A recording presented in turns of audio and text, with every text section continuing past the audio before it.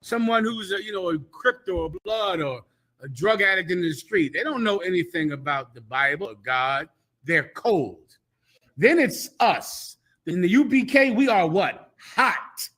That's us.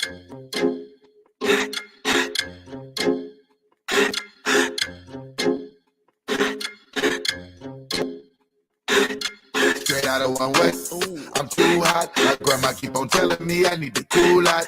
Quick to pull the scriptures out, pull the tool out. It's the home of the truth, my nigga, and you not hot, hot, hot. We hot, hot, hot, hot, we hot, hot, hot, hot, we hot, hot, hot. How many fake groups must get dissed before they really figure out who the Lord is with? I'm about to burn Babylon with these bars of spit. Niggas swearing they won't beef, well let's start some shit. I wrote warriors with swords and sticks, so keep stepping. Without a mind shit, this brotherhood is a weapon. This nation we protected, headed for Armageddon. Told them niggas no sweat, but these other niggas is sweating. You can't take the heat, nigga get out to get you. Ain't nothing these niggas saying you can find in the scriptures. They still in our breakdowns and trying to convert a gripper, trying to do the Lord's work, but he fell in love with a stripper. We can't afford to be playing around with the Lord. It's one God, faith and baptism on one accord. If you ain't a hot nigga, you might as well hit the morgue. My niggas gonna stand firm while you niggas fall on your sword. Too hot. My grandma keep on telling me I need to cool out. Quick to pull the scriptures out, pull the tool out. It's the home of the truth, my nigga, and you not hot. H-O-T-T, what that mean? Gotta spell it out. Home of the priest, got the truth. That's without a doubt. Niggas getting with it, need to breathe. Cause they tasting what the priest is bringing, not so heavy. Gonna break it down. We in your town. Booth is on the ground all year round. When the summer, spring, and fall, we prophesying to the clouds. We cry loud. I stay your ass at home. Cause life is all about war. Don't make me go black chrome. And they go to each his own. Nah, to each his own. We taking over the world, bringing the prophets home. And I dare any of you fake niggas to stand in my way. You niggas is gay. You wearing purple panties. You great. Wearing your fringes on socks on the block. Talking to cops. Trying to make an arrest. Think you on West. We ain't calling you out. That's why no affiliation. We don't fuck with you out. Because we... And you know this, man. And if it ain't the UPK, then it's bogus, man. Johanna had to remind us what the code is, man. And now we hot niggas, but we still the coldest, man. Because if I ain't a hot boy, then what do you call that? And if I ain't a hot boy, then what do you call that?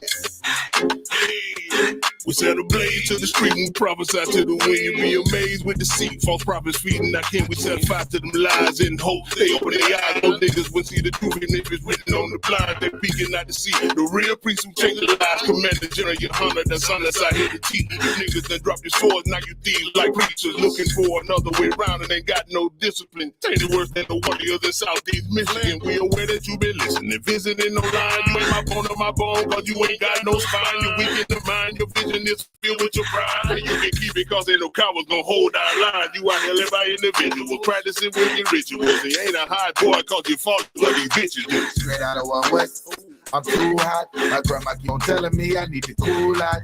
Quick to pull the scriptures out, pull the tool out. It's the home of the truth, my nigga, and you not hot, hot, hot. If I ain't a hot boy, then what do you call that? Hot, hot, hot. And if I ain't a hot boy, then what do you call that?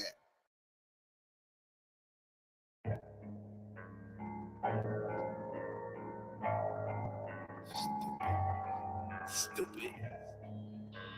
I don't fuck with you. Other niggas might fuck with you. I don't fuck with you. Got my motherfucker. Got that tell me your head. But I know the secrets. Stupid. I'm talking to you. I'm gonna take you to you're a monster. You're a demon. You're dirty. And stinking. These Romans, they hunters, they hurt. My brothers, yeah, the police, and that's what the capital D. Yeah, I piss on that grace, and that's what the capital B. Yeah, box, demons, lurk, creep, back, run the cone, pulling up slowly, looking crazy, traveling around, they act like they want me. Boy, you a lame. You think you're invincible, your badge is phony. I'm the real truth. I got a sear on my neck, there ain't no star on me. They envy. I hear it. They want to be us so bad, they brainwashed us in slavery. I can't trust them. Who? Americans. And I'm speaking the truth. Cause they know anti-Samaritans. Yeah, and I'm itching. For justice. He leads the captivity. Well, I know that you know it. And they plot. They want me. What? But I'm with the Lord, and guess what? I get on the phone. You're a demon. You're lurking and sneaking. These Romans, they hunters, they murky. My brothers, they're police, and that's what the capital D. Yeah. I piss on their grades, and that's what the capital B. Yeah. Monster, demons, lurking, beat, good cop, back up. They under the same material. Whoa, say what you want, but second they veins, I don't see nothing different. They under protocol, and ain't nothing changed. That main purpose is what? To keep my niggas in chains. You can talk to them. I know the secrets. Take up for them. That's you shrinking. Say they doing their job, they trying to clean up the streets. Saying we the ones on drug and looking absurd and beastly. Propaganda. Cause who brought it? And dropped all the tools of evil off and ignored it. They destroyed us. Fucking oppressor. Trying to ease the pain, but they still hurt to say, yeah. You're demon. You're lurking and sneaking. These Romans, they hunters. They murky. My brothers. They're the police, and that's what the capital D. I piss on their grades, and that's what the capital B. Yeah. Monster. Demons. Lurk. Creep. Fuck kids, fuck sisters, fuck government, fuck America. Fuck all these nations, heathen nations, heathen bitch mouth.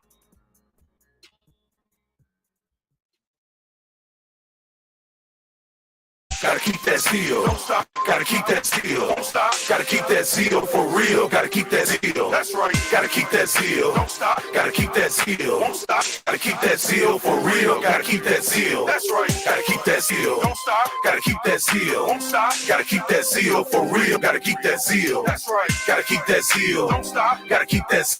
Don't stop. Gotta keep that zeal for real. Gotta keep that zeal. My brothers, they ain't no fraud. Authority, we stay in charge. These scriptures on one accord. Okay, run the boulevard, and you just a buster. Don't come close to the army of the Lord, cause we the host. We everywhere from coast to coast. We on Shamar, holding post. Gotta keep that zeal to the end till your house shall come and I'm on that UFO. You can't serve two masters. You gonna have to lose your life and let it go. From city to city, state to state, we travel doing the work of the Lord. Loving your brother is long suffering. To me, it ain't hard. Spirit is in me, that's the comforter given to all of the disciples. Me and Officer hopping out at the gun range, shooting off all of the rifles. Protect my nation, it ain't no thing to lay down my life for my friends. Ain't worried about the bands that make a lot of ends. The home of the truth ain't no pretense.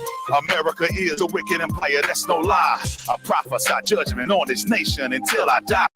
Wake up morning, noon, and night, serving the God of Israel. Keeping the zeal of the Lord, my oath I must fulfill. Gotta keep that zeal. Don't stop. Gotta keep that zeal. Don't stop. Gotta keep that zeal for real. Gotta keep that zeal. That's right. Gotta keep that zeal. Don't stop. Gotta keep that zeal. Don't stop. Gotta keep that zeal for real. Gotta keep that zeal.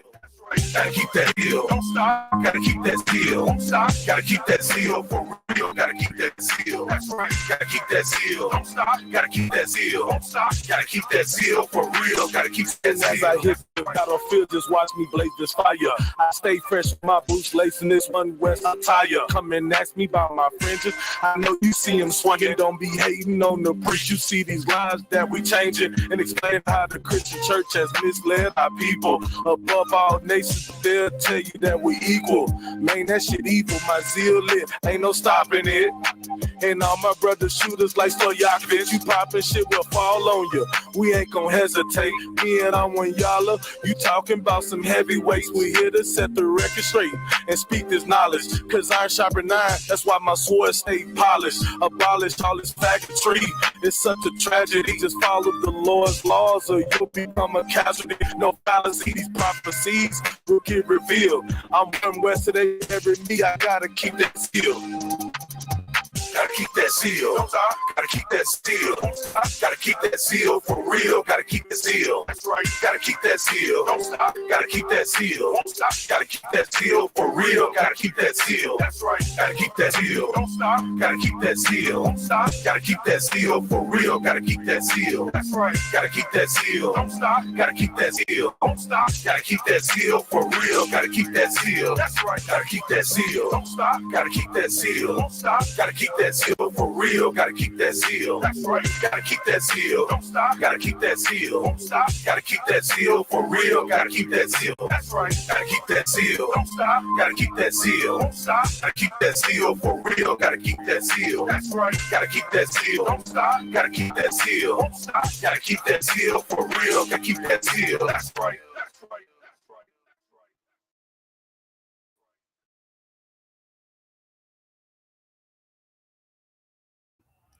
Shalom, Israel. This is the Israelite School of Universal Practical Knowledge. Started out of 1 West 125th Street, Harlem, New York, back in 1969, under Commanding General Yohana, Precinct Officer Kazak Damar. Got like a half a head because of the lighting and the fake background, but we're going to rock it out anyway. Nishak, what's going on, mighty man?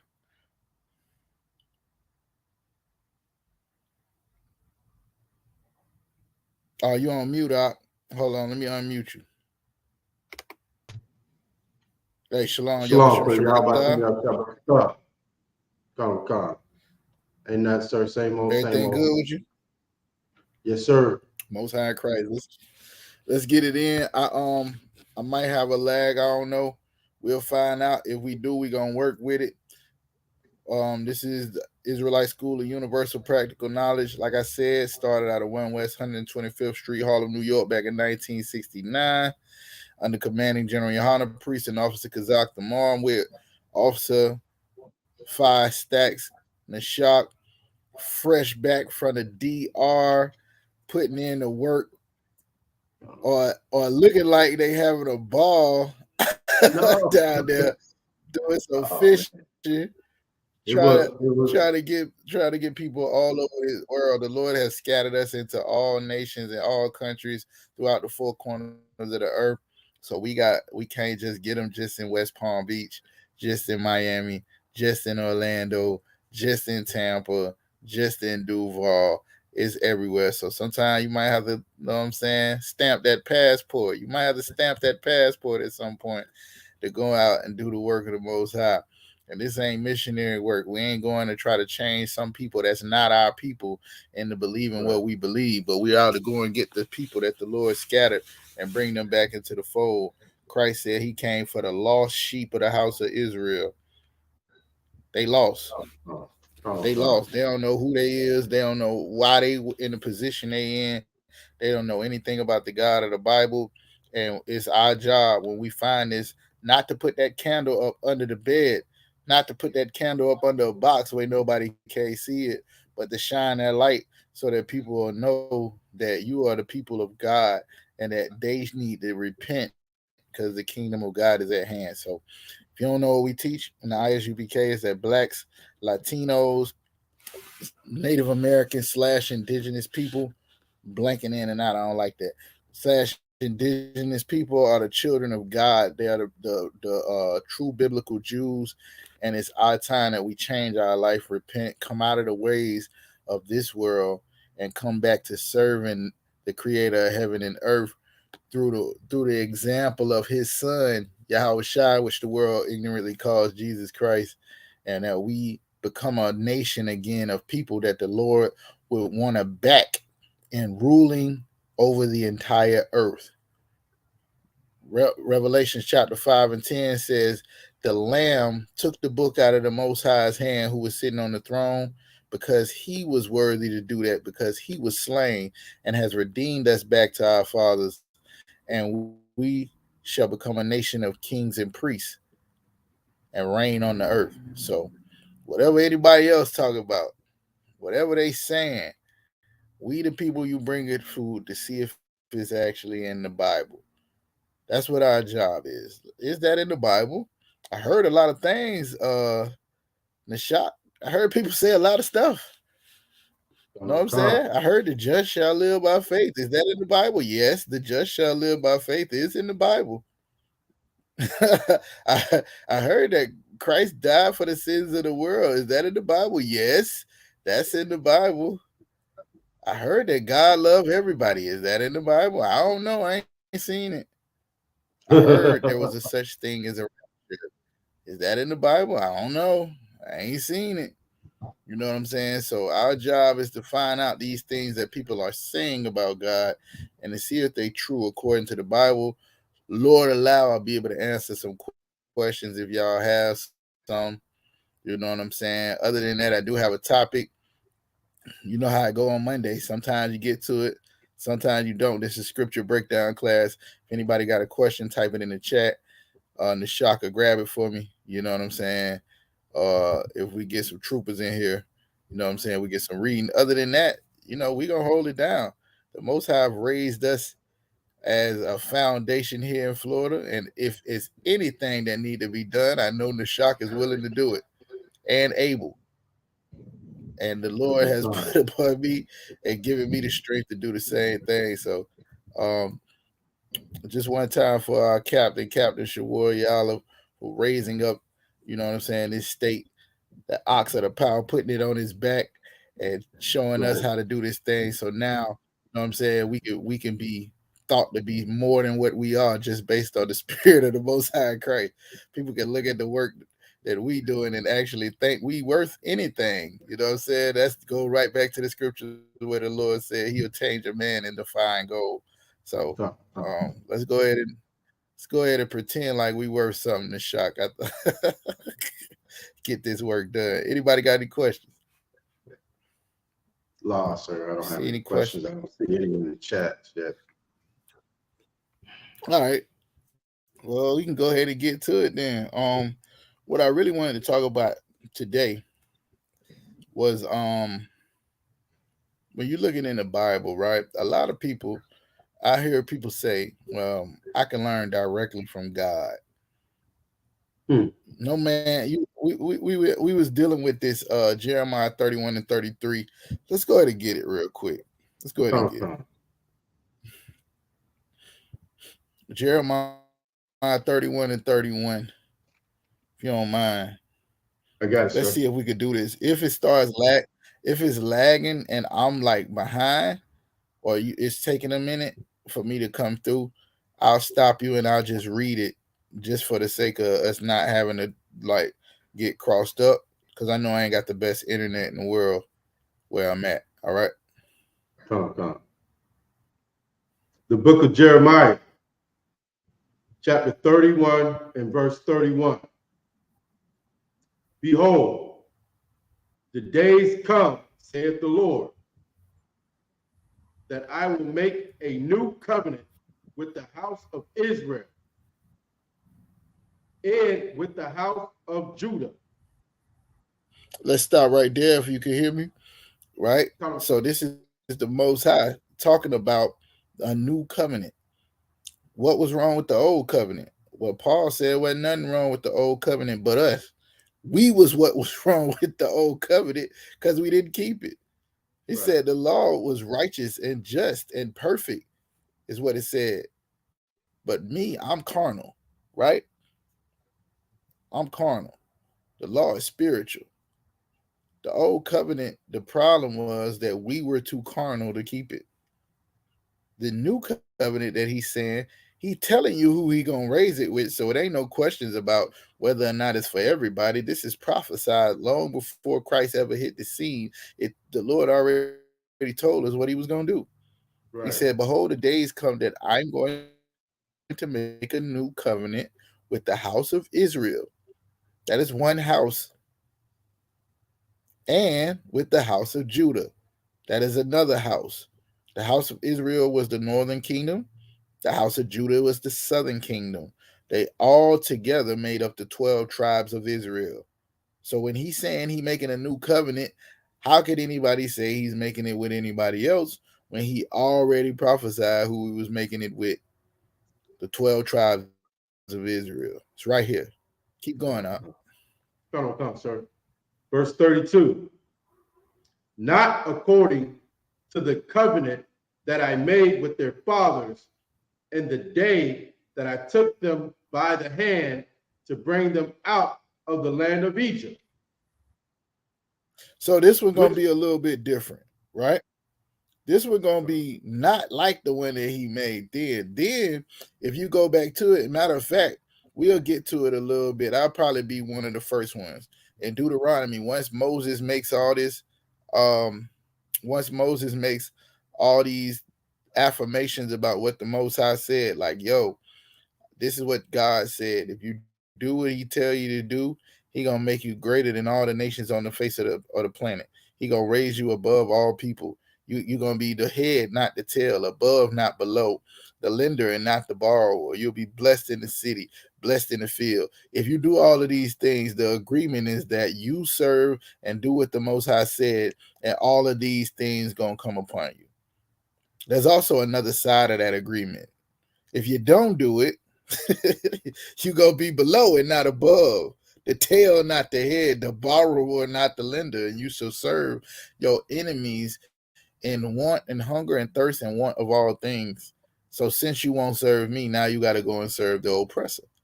This is in the Bible. All right, so you have the covenant. Now he's saying the new covenant that he gonna make with the house of Israel and the house of Judah will not be like that covenant. It ain't gonna be like the same one that he did, that he gave us when he brought us up out of Egypt. Keep going. Come. Which my covenant they break, although I was an husband unto them, said the Lord. Now you remember this, Nishak.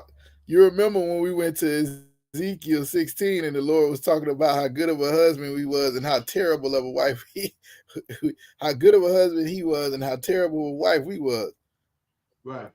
The Lord said in Ezekiel 16, he took you up out the dirt, grabbed you off the streets, took you up, put earrings in your ear, gold around your neck, put you in a nice, some nice gear, you know what I'm saying? Beautiful garments and everything. And you would have slept with every other idol that walked by, everybody that walked by. So now he's saying you broke that covenant. You broke the covenant. Ain't no getting back into it. You already broke it. It's a wrap. Done. Right. You know what I'm saying? Now, because he has mercy and love for you, even though you broke the covenant, he's willing to make a new agreement with you, not according to the old one, because you already broke that one. Now let's make a new agreement, right? This ain't gonna be like the one that you took last time when Moses sprinkled the blood all over the people and all over the text and all over everything, and they said everything the Lord said we'll do, and they ain't do none of it.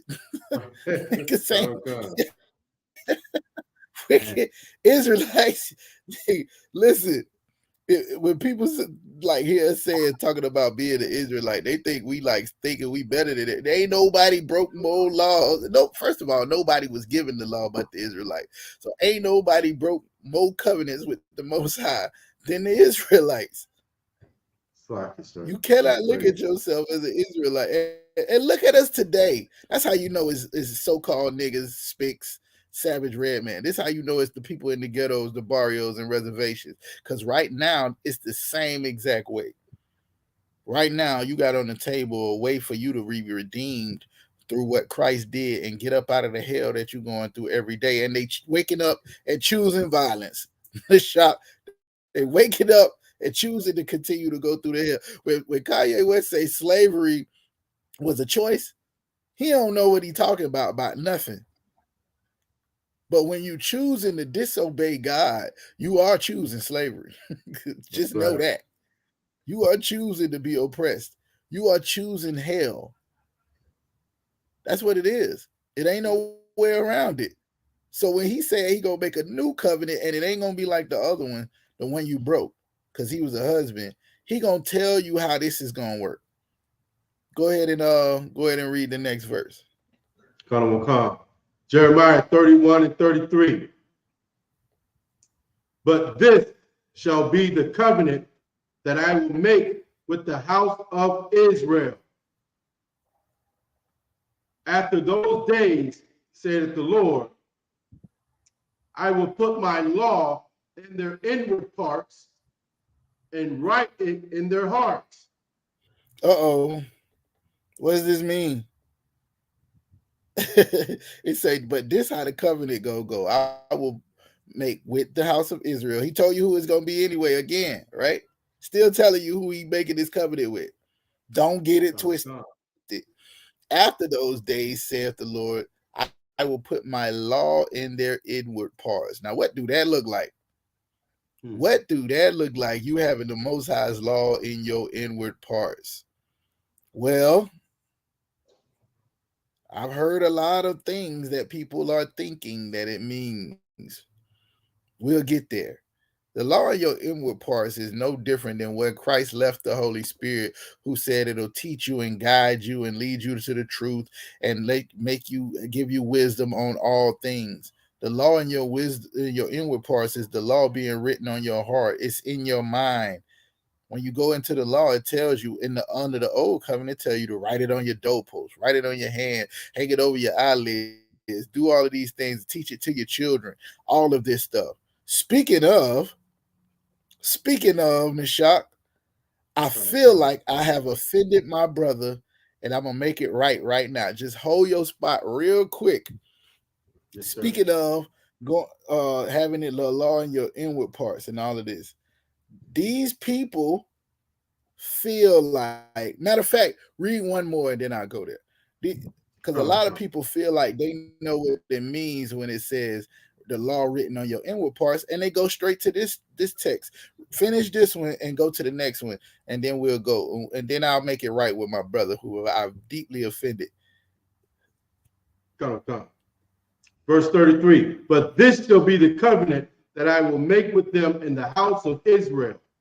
After those days, saith the Lord, I will put my law in their inward parts and write it in their hearts.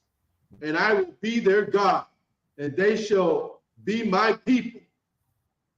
Verse 34, and they shall teach no more every man his neighbor and every man his brother, saying, know the Lord, for they shall all know me, from the least of them unto the greatest of them, saith the Lord.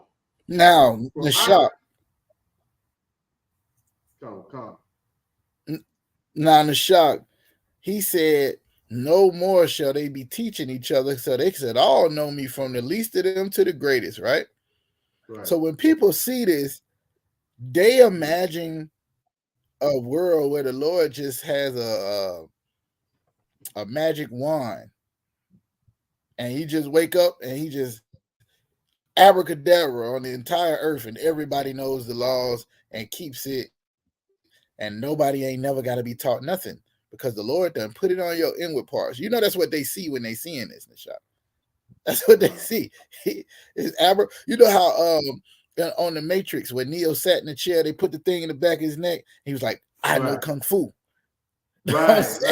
That's what they think. It's just gonna be like, oh, I know all the laws, statutes, and commandments. They're gonna be like that dude, Jesus Christ. Like, no, nah, it don't work like that. It don't work like that. When you go through the scriptures, it always talks about Moses sitting with the elders of Israel and giving them the law, telling them, is teaching them, is one person sharing it. When the angels come and give the words of the Most High to people, that is teaching. These angels reveal this stuff to Ezekiel and Isaiah and Malachi and all of the Jeremiah and so on and so forth. They taught them what to say. Christ, when he was raising up the disciples, he taught them the things that they didn't know. How you think you just gonna jump off the porch and never learn anything from anybody and know everything? That is not what Christ meant when he said that you're gonna receive the Holy Spirit. Guess who he told they was gonna receive the Holy Spirit? The people he was teaching. Right. The same people that he told to go out and teach other people. They talk about the Great Commission, about going out and to teach people, about what Christ had taught them. How in the world do you think you're going to learn something without a teacher? That's a scripture. How can they learn without a teacher? I believe that is.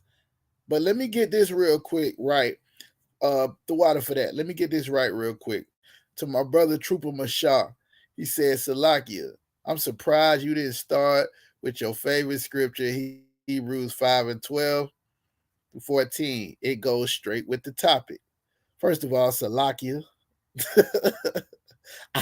I know that if I didn't, you know what I'm saying, I was going to get the correction from my brother. Let's go there real quick because it goes like right along with what I'm saying. What the brother is bringing out is heavy. What we talking about is people looking at Jeremiah chapter 31 and thinking that it's a certain time where people ain't going to be teaching. But it's in the law that you should teach this to your children. It's in the law. Let's go there. Now, this is where we at right now.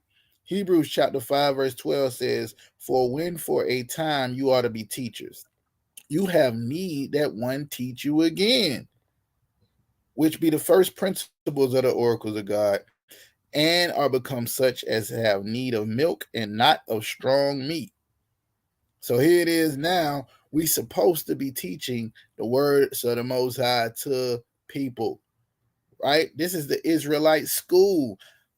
This school ain't going nowhere till Christ come back. So we gonna be teaching. That's what we do. and we gonna be learning. The brothers who teach class, they sit in classes. You know that, right? The brothers who teach class sit in classes and learn. Still, just because you see me teaching tonight, I'll be sitting in a class learning from someone over me. That is the way the Lord designed it. You ain't got to come out here and be guessing. That's right. The scriptures say, oh man, I'm about to go through the whole thing, the shock. I'm about to go through the whole thing with this. But anyways, there comes a time where we ought to be teachers. We have need that one teach us again. Why? Because the people that taught us first, they didn't know. They was getting it from their oppressor. They was getting it from other people who wasn't commissioned to teach them. They were spreading the gospel by conquest. When you had these crusades, they was going about to unalive everybody who didn't get in line. It was get down or lay down. When you go and look at the crusades and how many people they took out just because they wouldn't convert to their version of Christianity, then you'll understand. This had nothing to do. This was about conquest. Now, granted, the Bible is about conquest. When you go to Deuteronomy, the Most High was saying he was going to move 7 nations greater and mightier than us out the way just to give us the land, right? I think Itazal need the link to the live stream. It's up at the top. I clicked it to get in, Itazal. They both should be all the way at the top. The sign-in sheet and the link. I clicked it to get in. So if you're not seeing it, it might be something wrong. Just recheck. Nashak, you did put them both in, right? Yes, sir. I'll do it again. Yeah, I think the brother want to get in class. He want to read for you, Nashak. Go and throw it back in there if you get a chance. But anyways, yeah. So now, teaching has become a part of our culture. It's been like that from the beginning. I mean, when just go back to the first person that was chose, Adam. Most High chose him and he gave him some rules. Hey, don't eat from this tree, right? To the point where when the serpent approached Eve, she gave the serpent the same information. We are not to eat of this tree. Where'd she get that from? Right. You don't see nowhere in the Bible where the Most High tells Eve that you shouldn't eat of that tree. I mean, have y'all found that scripture? You can give it to me in the chat if y'all got it. Where the Most High told Eve you shouldn't eat of that tree. So there would be only one way she would know. Her husband taught it to her. That's right. The Most High gave the order to Adam. He taught it to his wife, right? So this been since the beginning. When you are a chosen people, the Lord sent many angels in the way to teach and tell people the things he wanted to know. All of the people that you hear, they saying, "Thus saith the Lord." What are they doing? Telling you what God said. You got to either believe him or not believe him. Because the Lord ain't spoke to you directly. Hebrews chapter 1 saying, times past, the Lord spoke to us through our prophets. Now he speaks to us through his son. Right? I'm quoting these scriptures. If y'all need me to go read them, just say, hold on, Kazak, what was that? Where's that? Anyways, ain't no way in the world nobody gonna learn nothing. Let me get this real quick, and then I'll go into what I'm talking about for real. In the meantime, let me answer this question before I get too deep into it. A sister asked a question. It says, hold on, let me get it. It says, Salaki, sir, what is the punishment when your family curse you? All right, the first thing I would ask is, what do you mean by curse you? Because I think when people see that word, they could just mean use profanity when addressing you. Or they can mean, I hope you die. I hope something happened to you. Hope a rock fall out the sky, hit you in the head. Hope you never make it. You never be nothing. So I want you to be specific about what kind of curse you're talking about, because there's a difference. Like it's with anything in the Bible, you have what it really means and have what we think it means. Like virgin. You got what it really means and what we think it means. You know what I'm saying? It's certain things that people argue about. That's why I've been doing the lessons on the sons of God. What do people think it means and what it really means to be a child of God or the sons of God, right? Even the term in the Hebrew, Yashar, Allah. Allah means of the power of God. Yashar means prince. So that means you're the sons of God. You're the prince to the king of all kings, which is the Most High. Right? That's how that works. But if you don't understand the lingo, then you're going to think it means something different. I think they said, I can't remember what they said it means when you talk to the Jewish man about what's really going on. But yeah, sis, if you could tell me what you mean by they curse you, I could get to it. In the meantime, what is a curse? Let me see. Let me see if it's in the Zondervan Bible Dictionary. Let me see what that means.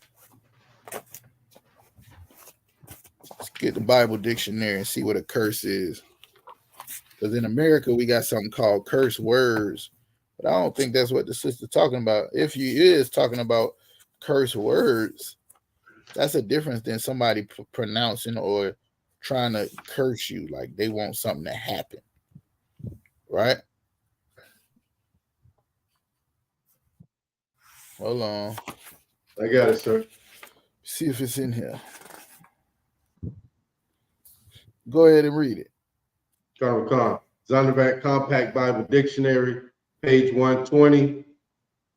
Curse. The reverse of to bless on the human level. To wish harm or catastrophic on the divine. To impose judgment. The cursing of one's parents is sternly prohibited by Masiyah regulation. Christ commanded those who would be his disciples to bless and not curse. When Peter, at Christ's trial, denied that he knew him, he invited a curse upon himself, misunderstood. Hey, let's stop. Let's start Let's stop right there. That ain't in the Bible. That is not in the Bible what they just said in the Bible dictionary. Right. Did Christ said, is that in the Bible where it says something about inviting the I've never heard about that. I don't know about that. We're gonna have to see that. I ain't never Okay. seen that in the Bible. Now, keep Right. in mind when you're doing scholarly work, you go into extra biblical sources, you have to remember these people are not in the truth, right? They do the research from a scholarly standpoint, but they also have their own doctrine in their own mind for what it is. For instance, when we go into the book From Babylon to Timbuktu, or what's the book, Rudolph Windsor, right? When we go into his books, there's a lot of things that he says that we would agree with, but there's some things that we disagree with. So just keep that in mind. In the Zondervan Bible Dictionary, there's a lot of foolishness. Don't get it twisted. What we go there for is to look for an outside source for something that we already know that we can find in the Bible. And it's a little bit more accurate with the words and verbiage that they would use inside the Bible. Now, what it does say before he started getting into preaching his sermon is the reverse of bless. On a human level, to wish harm or a catastrophe. On a divine, to impose judgment. So, on a spiritual level, is to impose judgment, and on a human level is some to wish harm or something. Are you saying, sister, that they wished harm or something catastrophic on you? Or are you speaking from a spiritual level that they saying you're going to reap what you sow? Either way, your question is, what is the punishment? Let me tell you something. We pray a prayer in the Israelite school of UPK. I don't know if we really like pray it now, but there was a sister that came to the Passover. It was her first Passover in Florida. And she said, when we said those prayers about the and death to the enemy and to the LGBTQ community and the lesbians and the what we say, all of this other stuff, right?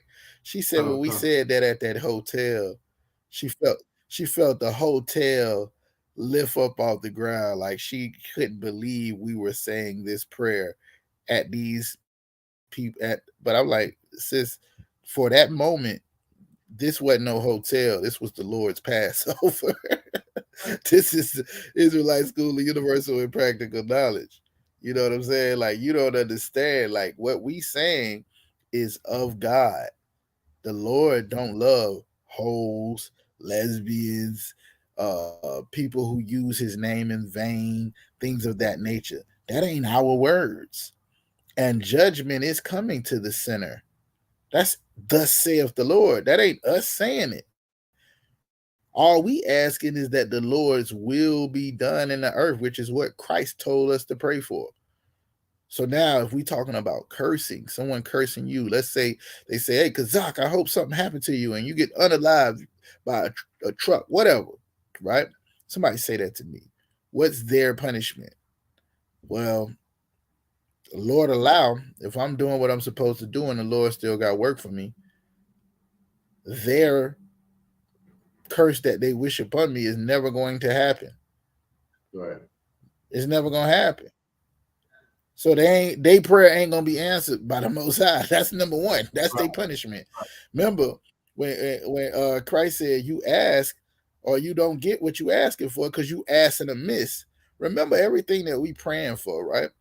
We're petitioning the Most High to do it for us, but at the end of the day, his will going to be done over our will. My will is that I will get $1 million. I'm praying for $1 million to shop and a new house and a new car and a new rib and everything that my heart's desire. And the Lord might be like, nigga, please, you ain't getting none of that. You go drive your same raggedy car, live in your same raggedy house. That's what's gonna happen. That's what's gonna happen. So in a sense, like, you got to remember that when somebody is praying, you know what I'm saying? Niggas pray for my downfall. You nigga pray when somebody is praying for your downfall because you doing something that's right in the eyes of the Lord. We going through that. Like you could talk about it. You understand what I'm saying? Like sometimes it's meant for you to go through it. Christ said you will be persecuted for my name's sake. But people don't believe that though. You know why they don't believe that in the shop? Because ain't nobody getting persecuted in the church. Right.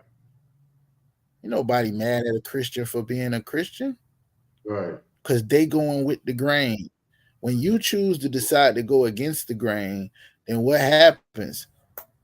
Remember, I'll ask for 2 scriptures if y'all could. Hey, Itazab, I thought you was gonna pop up. I thought you was pulling up. Know what I'm saying? We done put the link in the chat 2 or 3 times. You asked for it. They say be careful what you ask for in the shop.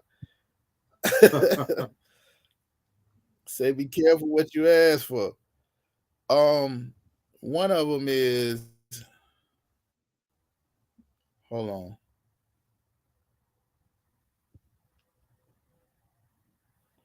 Can I get John chapter 15? 15? John chapter 15. Come. Yeah, it's a John 15. He like, I was what? 15? John got a 15? Not first John. John. Yes, sir. I'm there already. And let me get verse. Give me verse 16. Let's go through it a little bit. Yes, sir. I got it. The book of John, chapter 15, verse 16. Ye know this not. For the sister, right? Come. Go ahead. Yes, sir. John 15 and 16. Ye have not chosen me, but I have chosen you and ordained you that ye should go and bring forth fruit, and that your fruit should remain,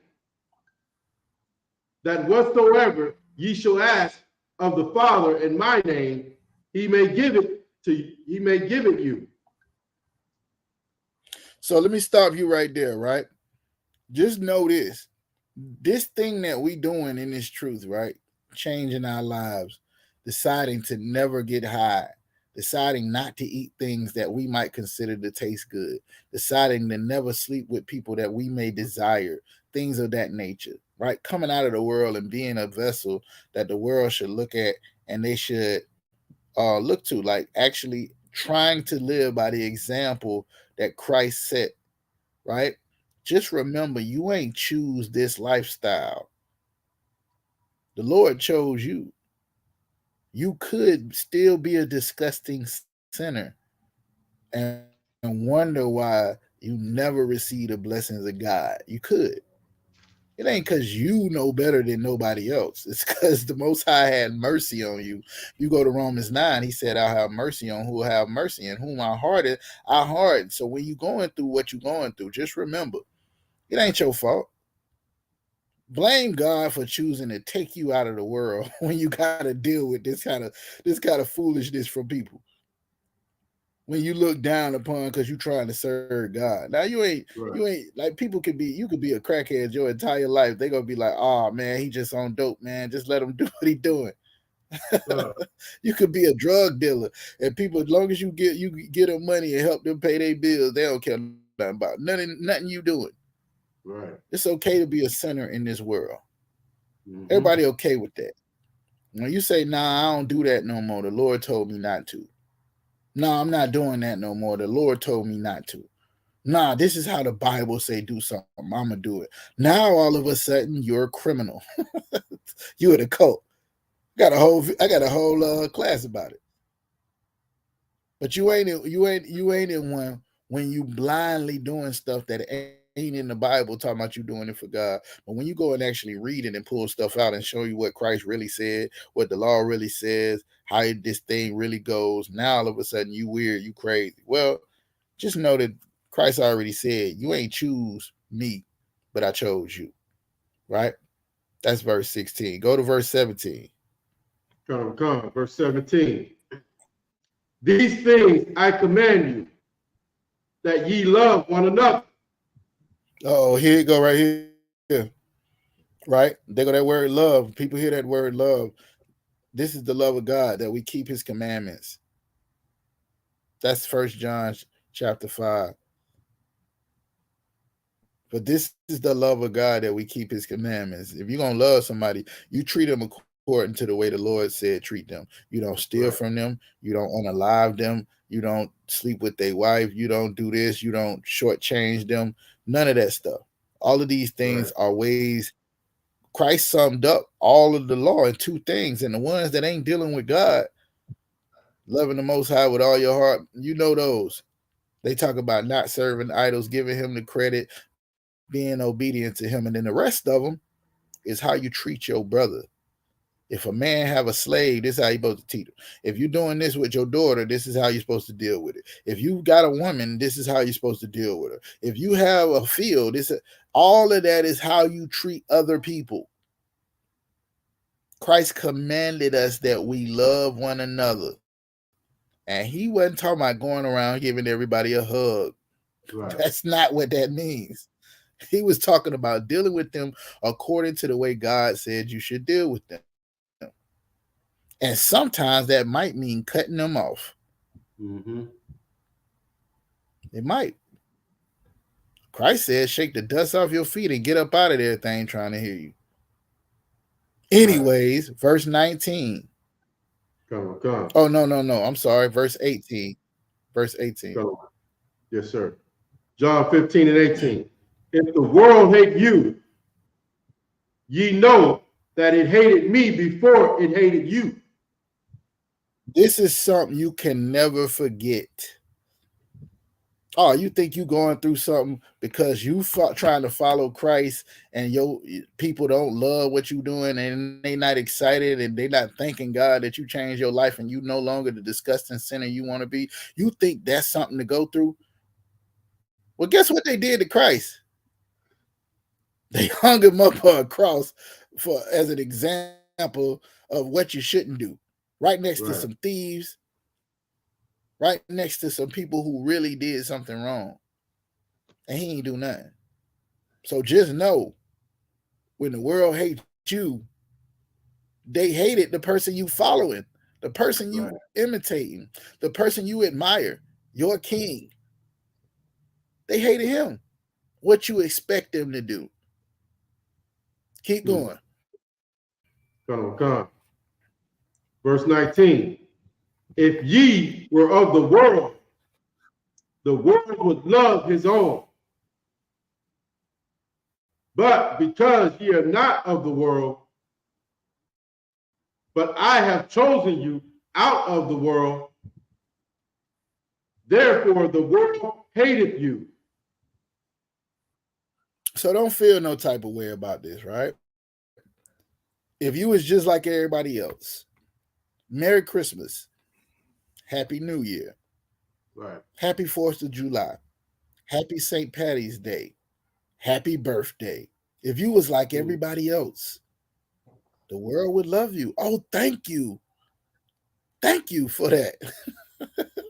Thank you for telling me happy birthday. Did you get me something?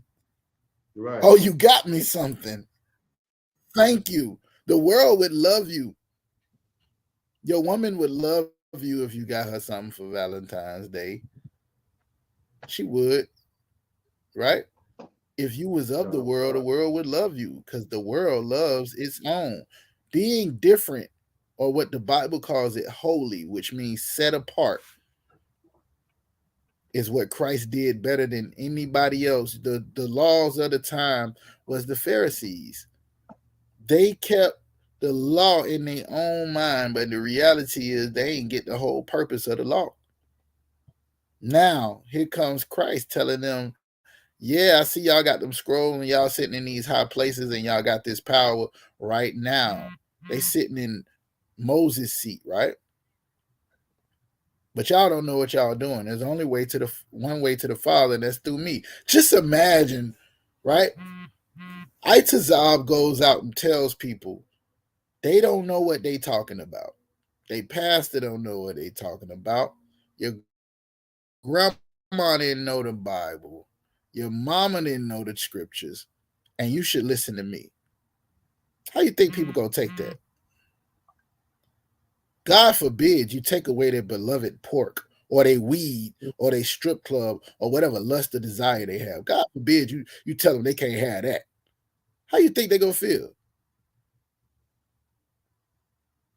Oh, you think you thought they was gonna be happy for you? you thought they was gonna be like, yeah, that's a good thing you do it over there, trying to take my weed out my hand and tell me I can't smoke. You thought they was gonna be cool with that? Yeah, right. They might be cool with it, but the demon that's possessing them is not cool with it because he wants to get high, because he wants to eat whatever he wants, because he wants to sleep with whatever he wants to sleep with. You can expect somebody to curse you or say bad things or wish harm upon you when you following Christ. They didn't just wish it on Christ, they did it to him. Right. They did it to him. He telling you right here, if you were of the world would love his own, but you are not of the world. Now, why aren't you of the world? You think you ain't of the world because you better than somebody, but he's telling you right here, because I chose you out of the world. You chosen to go through this. The Lord chose you to go through this. You could be just like everybody else. And you still got the opportunity, because people drop their sword and leave the truth all the time and go right back and become a part of the world. The trap's still open. The strip club's still open. Whatever restaurant with your favorite food that you ain't had in years because you decided to change your life is still there and it's thriving. You got an opportunity to go back in the world. Just know that there's some consequences with hearing the voice of the Lord and ignoring it. There is, for the sake of your family, for the sake of your friends, for the sake of being like your coworkers. You want to go to the Christmas potluck at work. You want to go to you want to be a part of the Thanksgiving potluck at work. So you drop your sword. Listen, man, you want to go to somebody's birthday party and celebrate them and worship them. Go ahead, do it. Just know you know better. And once you come into the knowledge of the truth, there is no sacrifice for that sin that you're going to commit. Christ died for it when you ain't no better. The Lord winked at your ignorance. But once you learn that what's really in these scriptures and you decide to not listen, now it's on you. Mm-hmm. But just know, if you learn this and you change your life, Christ is telling you right here, the world going to hate you just like it hated him. Verse 20. John 15:20. Remember the word that I said unto you. The servant is not greater than the Lord, than his Lord. If they have persecuted me, they will also persecute you. You hear that? You hear that right there? If they persecuted me, they gonna also persecute you. Right. This is part of the process. This is something you got to go through in order to really follow Christ. Right? When it's talking about taking part in his death, that means he died a horrible death, the death of a sinner, because nobody liked him. Why didn't they like him? Anybody know the answer? Why didn't they like Christ?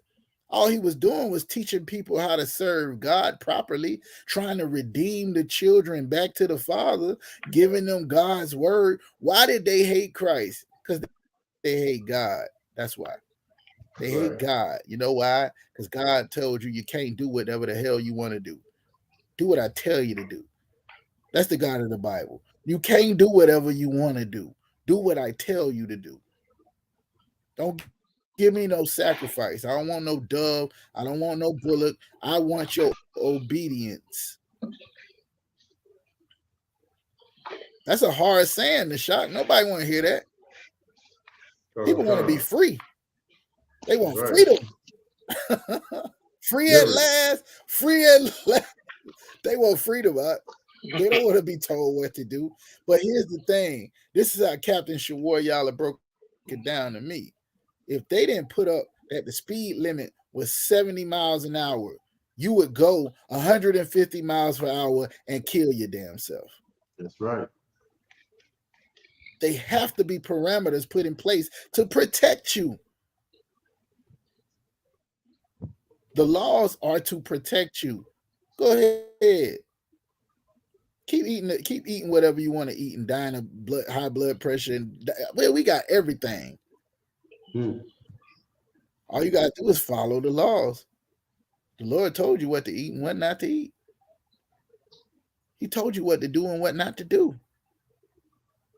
Right? The answer to why they hate you and what Christ is breaking down here, give me John chapter 7 real quick. Where we was at? Where we was just at? Come. John 15 and 20.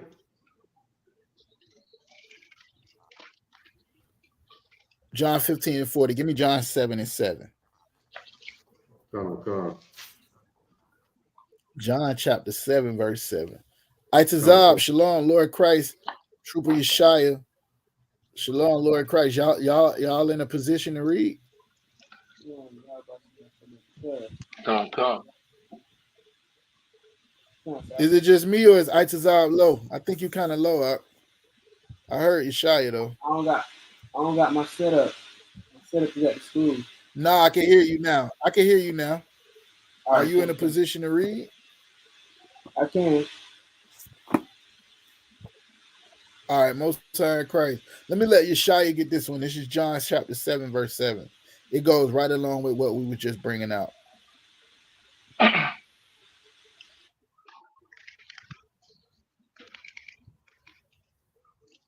Come. Can I go ahead on the one? Yeah, go ahead. John 7 and 7. Shalaki, so can you hear me? I can hear you loud and clear. Hey, Shalom, Trooper Akaz. Shalom, Lord Christ. Come. This is the book of John. Go ahead, Yeshua. Chapter 7, verse 7. The world cannot hate. Shalaki.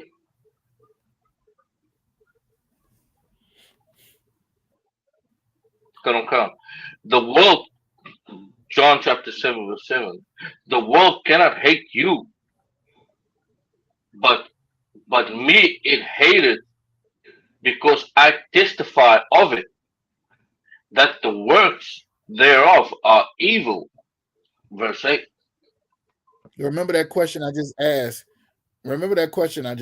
Right? And I was like, why did they hate Christ? Why do they hate you? You trying to do the right thing, right? You trying to do the right thing. Why do they hate you?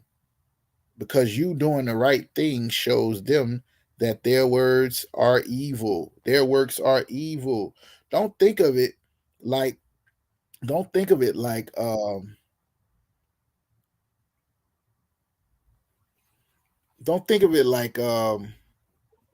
they hating you, really. Know what I'm saying? Like they like you. That's why they are around you. That's why they like your personality, all of this other stuff. What they don't like is you've decided to try to be better than other people. What you think, you better than me? Who you think you is? Or you think you're going to do a better job at serving God than I can? They just know that it's you choosing to follow Christ for real. That is what they hate. That's what they really hate. Because if you just fake follow Christ, you just put a little cross on and go to church, and then when you get out of church, you disgusting sinner and do the same things you always done, and you just fake it. Then you would be like everybody else. Nobody would hate you. Know what I'm saying? Itazab used to go to church and then get out of church and be looking for the weed man. If you did that, nobody would hate you. Nobody would hate you because you just like them. is when you decide to really change your life and to serve Christ and to serve the Most High. They gonna treat you like they did Christ. We gotta get rid of this nigga. What's wrong with him? That's what's going on. Let me read it again. It's John chapter 7, verse 7. The world cannot hate you, but me it hateth. This is written in red.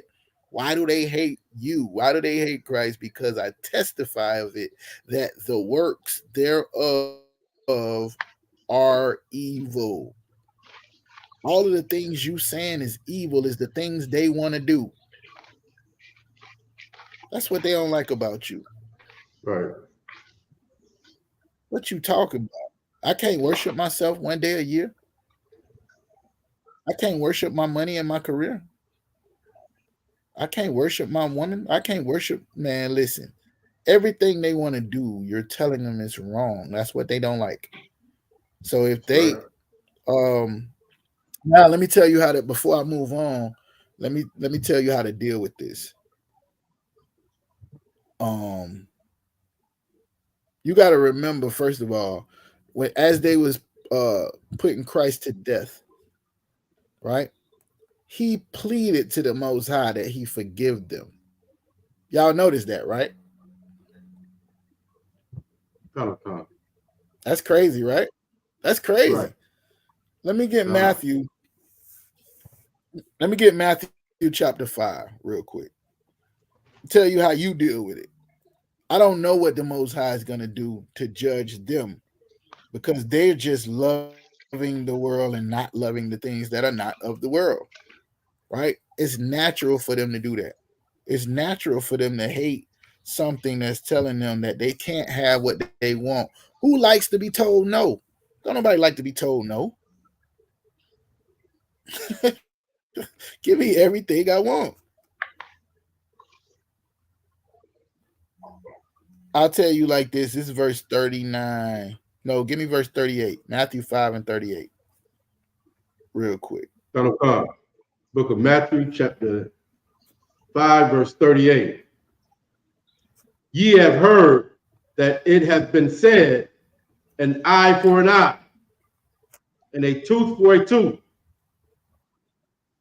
But I say unto you that ye resist not evil, but whosoever shall smite thee on the right cheek, turn to him the other also. Now, this is talking about what we're talking about right now. When the sister asking about, I know you got to be talking about family, friends, people that's your people that got a problem with you. And so now they saying things that they want to happen to you that's not good based on you choosing to serve the Most High, right? He's saying when you hear that term, like turn the other cheek, they telling you what it means is to forget all of the evil things that your oppressor has done to you and forgive him. That's not what Christ is talking about. This is talking about brotherhood. In the spirit of brotherhood, your people, your own people who don't like you based on your choice to serve the Most High, you can forgive them because they don't know no better. They really think they right. Remember them people that was they said keep Barabbas and crucify Christ. Barabbas deserved it, but they wanted to let him go.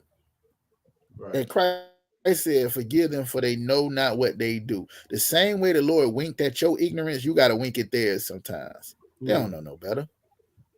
All they see you doing is being different. And in this society, they teach you to be different until they come to serving the Lord. Now you can't be different no more. You could be different because you're a man that want to walk around with a pocketbook or a woman that want to walk around with purple or green hair. That's cool. You could do that in the shop. But the moment you say, I'm serving Christ and I'm serving the Most High and I don't eat this no more and I don't smoke this and I don't sleep with random people that I don't know and so on and so forth, now it's a problem. Right. Now you're in a cult.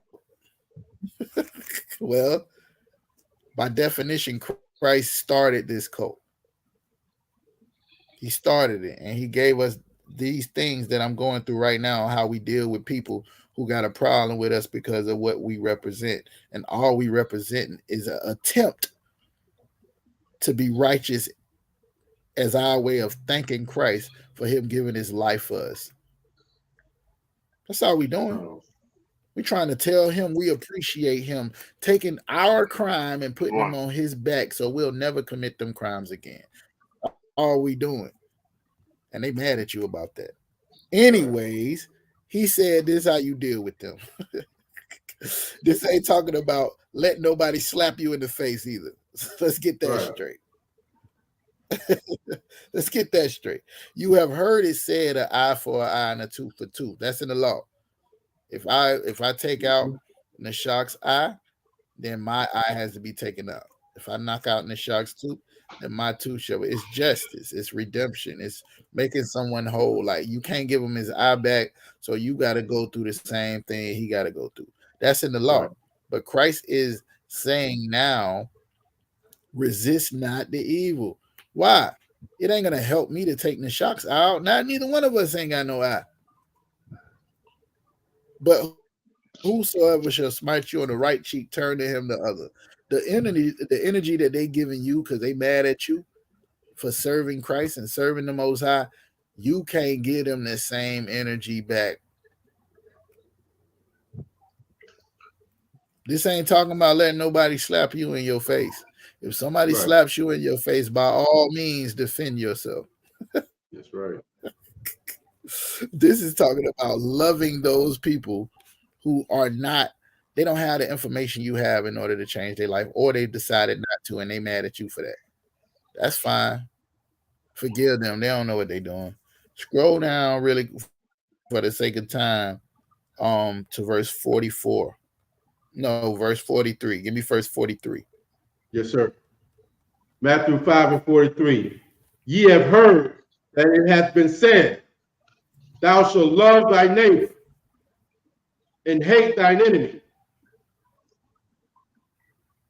Verse 44. But I say unto you, love your enemies, bless them that curse you, do good to them that hate you, and pray for them which despitefully use you and persecute you. Wait a minute. Hold on. Let's go back a little bit. Why are we here? Why are we here? Here's the question. Let me get this straight real quick. If y'all don't mind, whoever did that, just bear with me a little bit. This is why we here. Aquathian. What's the punishment for your family who curse you? The good thing about this, right, is that the scriptures say what was written aforetime was written for our learning that we might have hope. It's also going to lead you to the truth. The Most High is going to deal with the people that curse you. You ain't got to worry about that. Whatever that judgment is, it might be that they might curse you and the Lord might allow you to show them that what you were doing was right in the end and that they should change their life the same way you did. It could be that. Maybe they'll come into the truth later. Maybe they'll see how great your marriage is now and then they'll want one like that. Maybe they'll see how great your life is. I don't know. Maybe you might have to die on the cross. I don't know. Might not get no better. Scriptures say when you come to serve the Lord, prepare your heart, soul for temptation. Right? Mm-hmm. Iron is tried, gold is tried in the furnace of affliction. The Lord really want to see if you bout this thing. Like if you don't go, remember who your enemies is in this scripture that we read in Matthew chapter 44. When you hear it, a lot of people, they will teach you that this is your oppressor. When they see, I don't know if y'all know this, but in Matthew chapter 5, verse 44, when they see your enemies, they automatically think in their head your oppressor.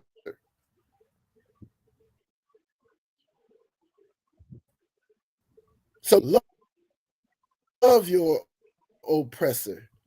Right. Bless them that curse you. Do good to them that hate. But this is Christ talking to the disciples about how to treat people that you actually around, your people. That's right.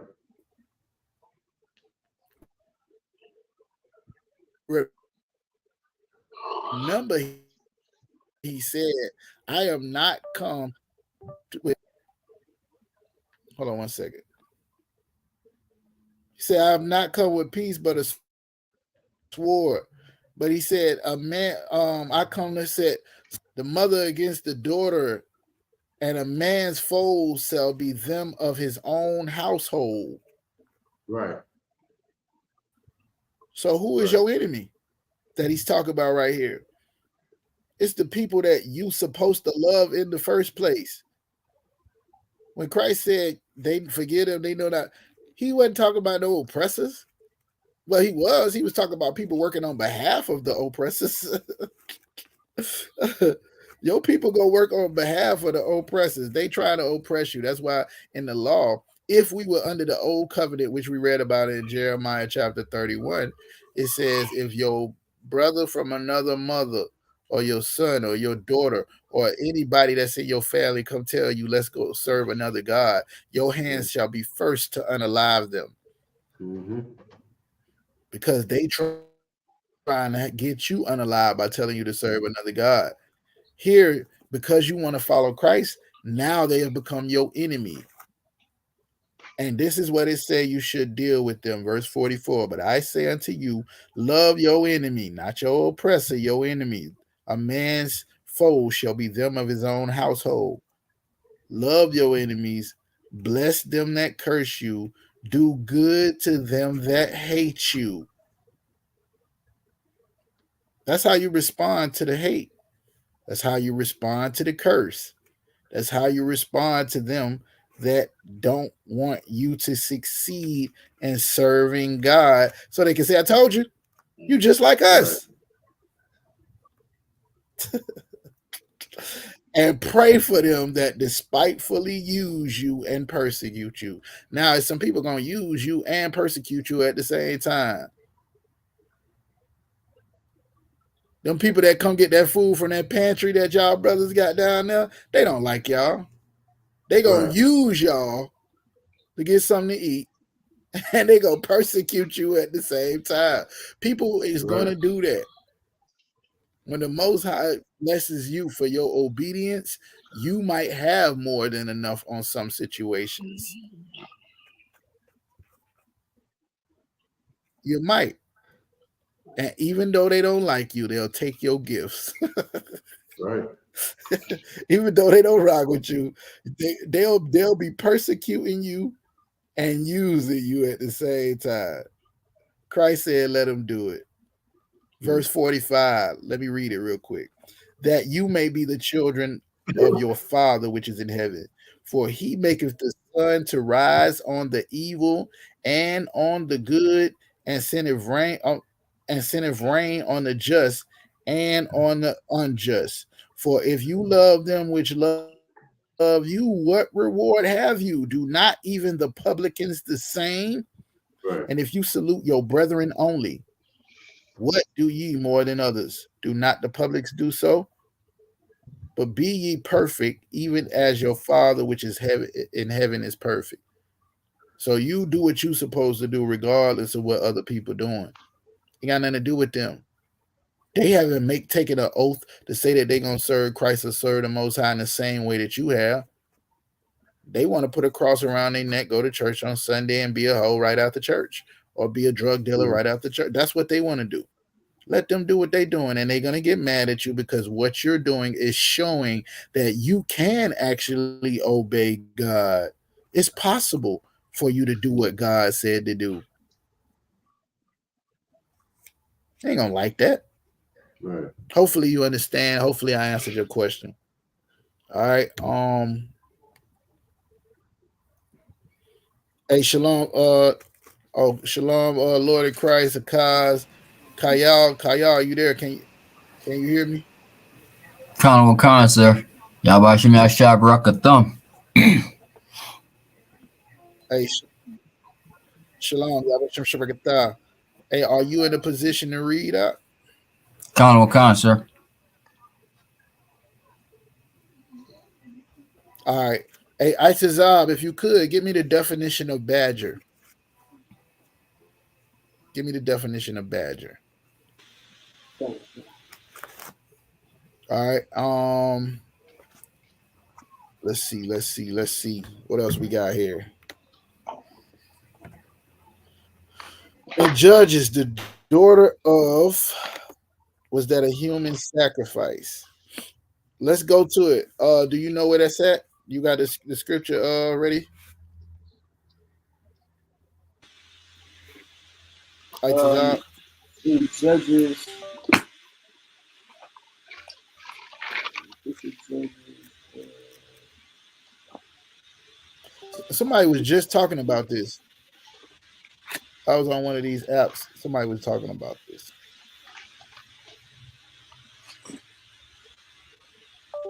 Yeah, hold on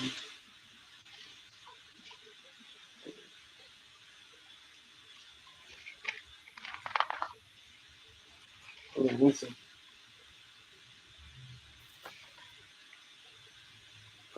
No sweat. I could find it for you if you need me I got to.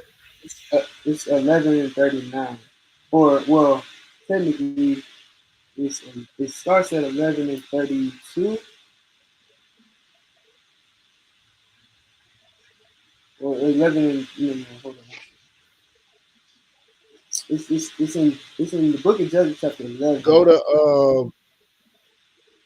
to verse 34.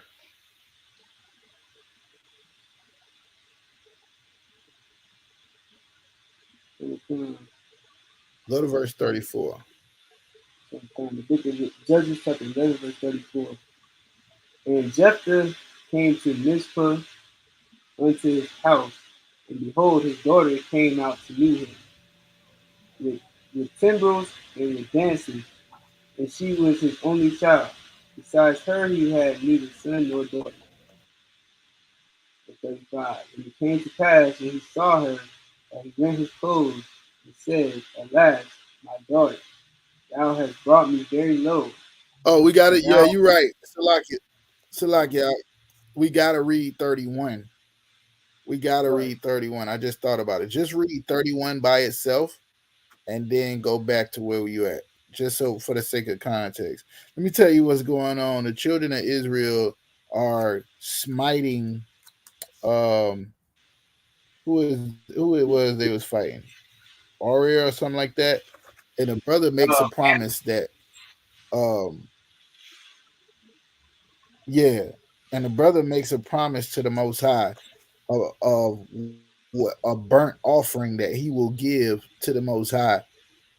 And it's like whatever it is that the Lord requires is what he's saying. He's trying to say, but that's not what he said. Go ahead and read verse 31. So I think I got to read like 30.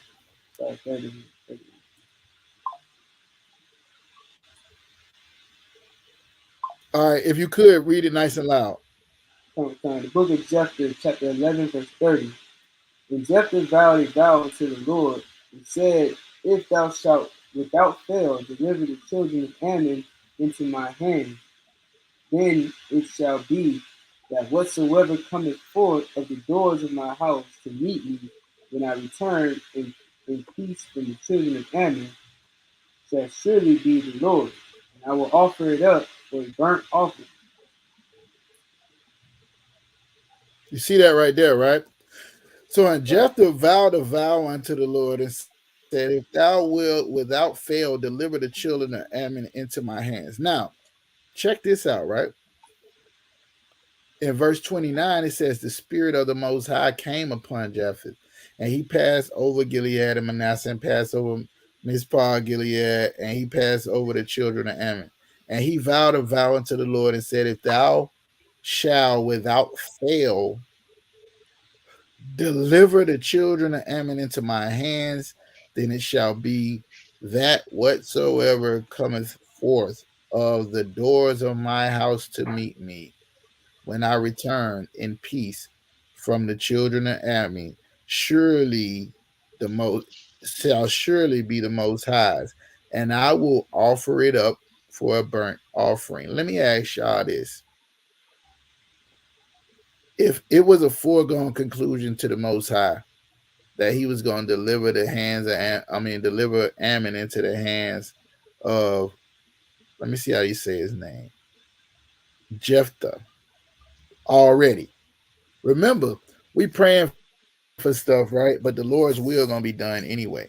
Remember, we done prayed for a lot of stuff, and I know it's brothers that's on their way back with dope in their trunk, saying to the Lord, "If you just let me get back, I'll never do this again." Right. Right?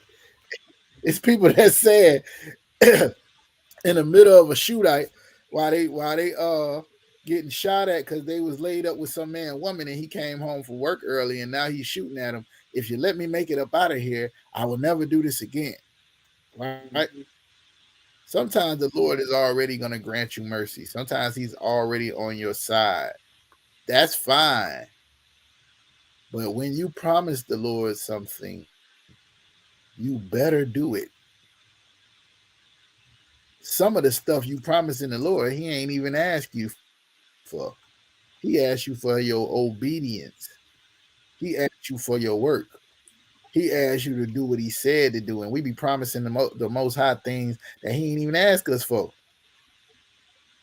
The Lord never asked him to say, so let's just say if his dog run out of his door at that particular time, he gonna just sacrifice the dog. The dog is unclean.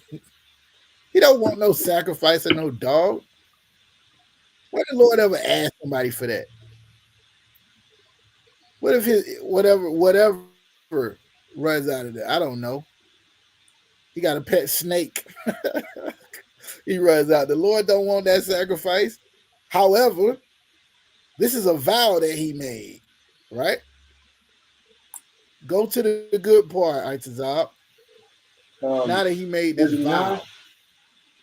The book of Judges chapter. Yeah, so it's a foregone conclusion. What happened is what he asked the Most High for was that he would deliver them, right? If you go to the next verses, it'll tell you the Lord did just what he asked him to do. Right? Go to 34. Okay, 25. Verse 34. And Jephthah came to Mizpah unto his house, and behold, his daughter came out to meet him with timbrels and with dances. She was his only child. Beside her, he had neither son nor daughter. And it came to pass when he Y'all saw see her. what just happened, right? Let's see what happened, right? He done promised the Lord that whatever comes out to meet him, he is going to give the Lord as a burnt offering. But guess who was there? His only daughter when he came home. He come home from a war, from winning the war. The Lord gave him exactly what he asked for.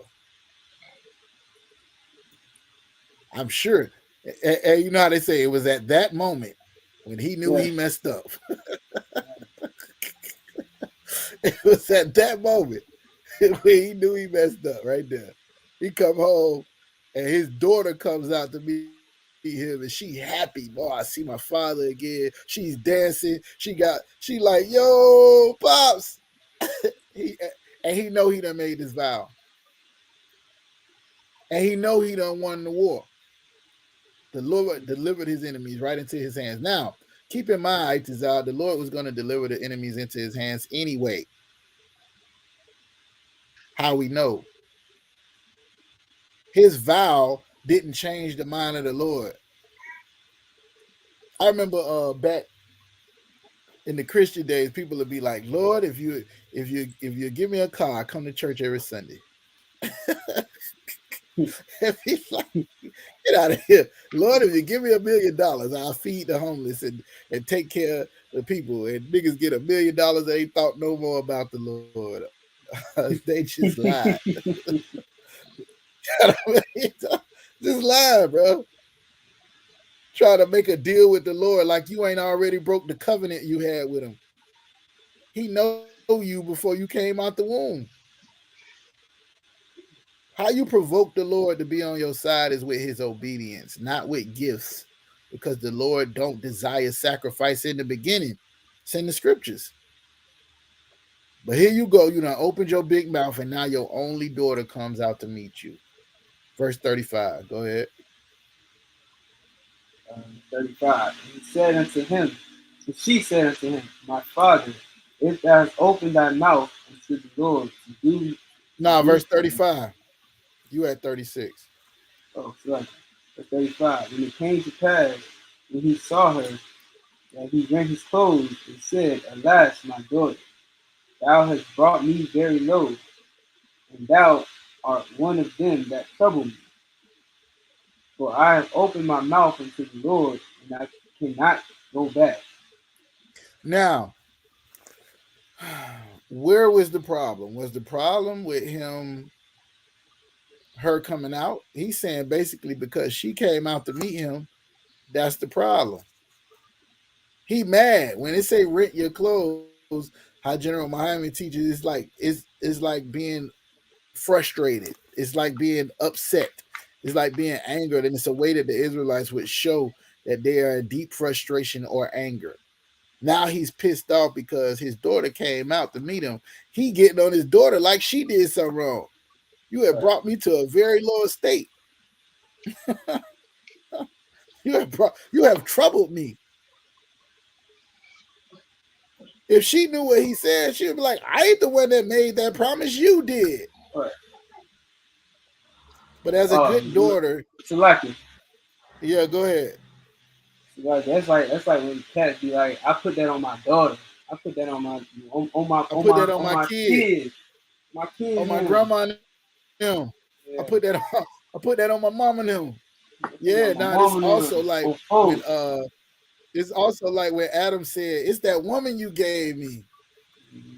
Like he ain't partaking in it. It was if she would have just did it, right? And you wouldn't have did it, then the Lord would have just dealt with her. But you did it too. Then you gonna be like, it was that woman you gave me. Right? Now his daughter walks out. He's saying, you have troubled me. You have troubled me. Because I made an oath to the Lord. But she's a good daughter, though. This is what she said, verse 36. 36. And she said unto him, My father, if thou hast opened thy mouth unto the Lord, do to me according to that which hath proceeded out of thy mouth.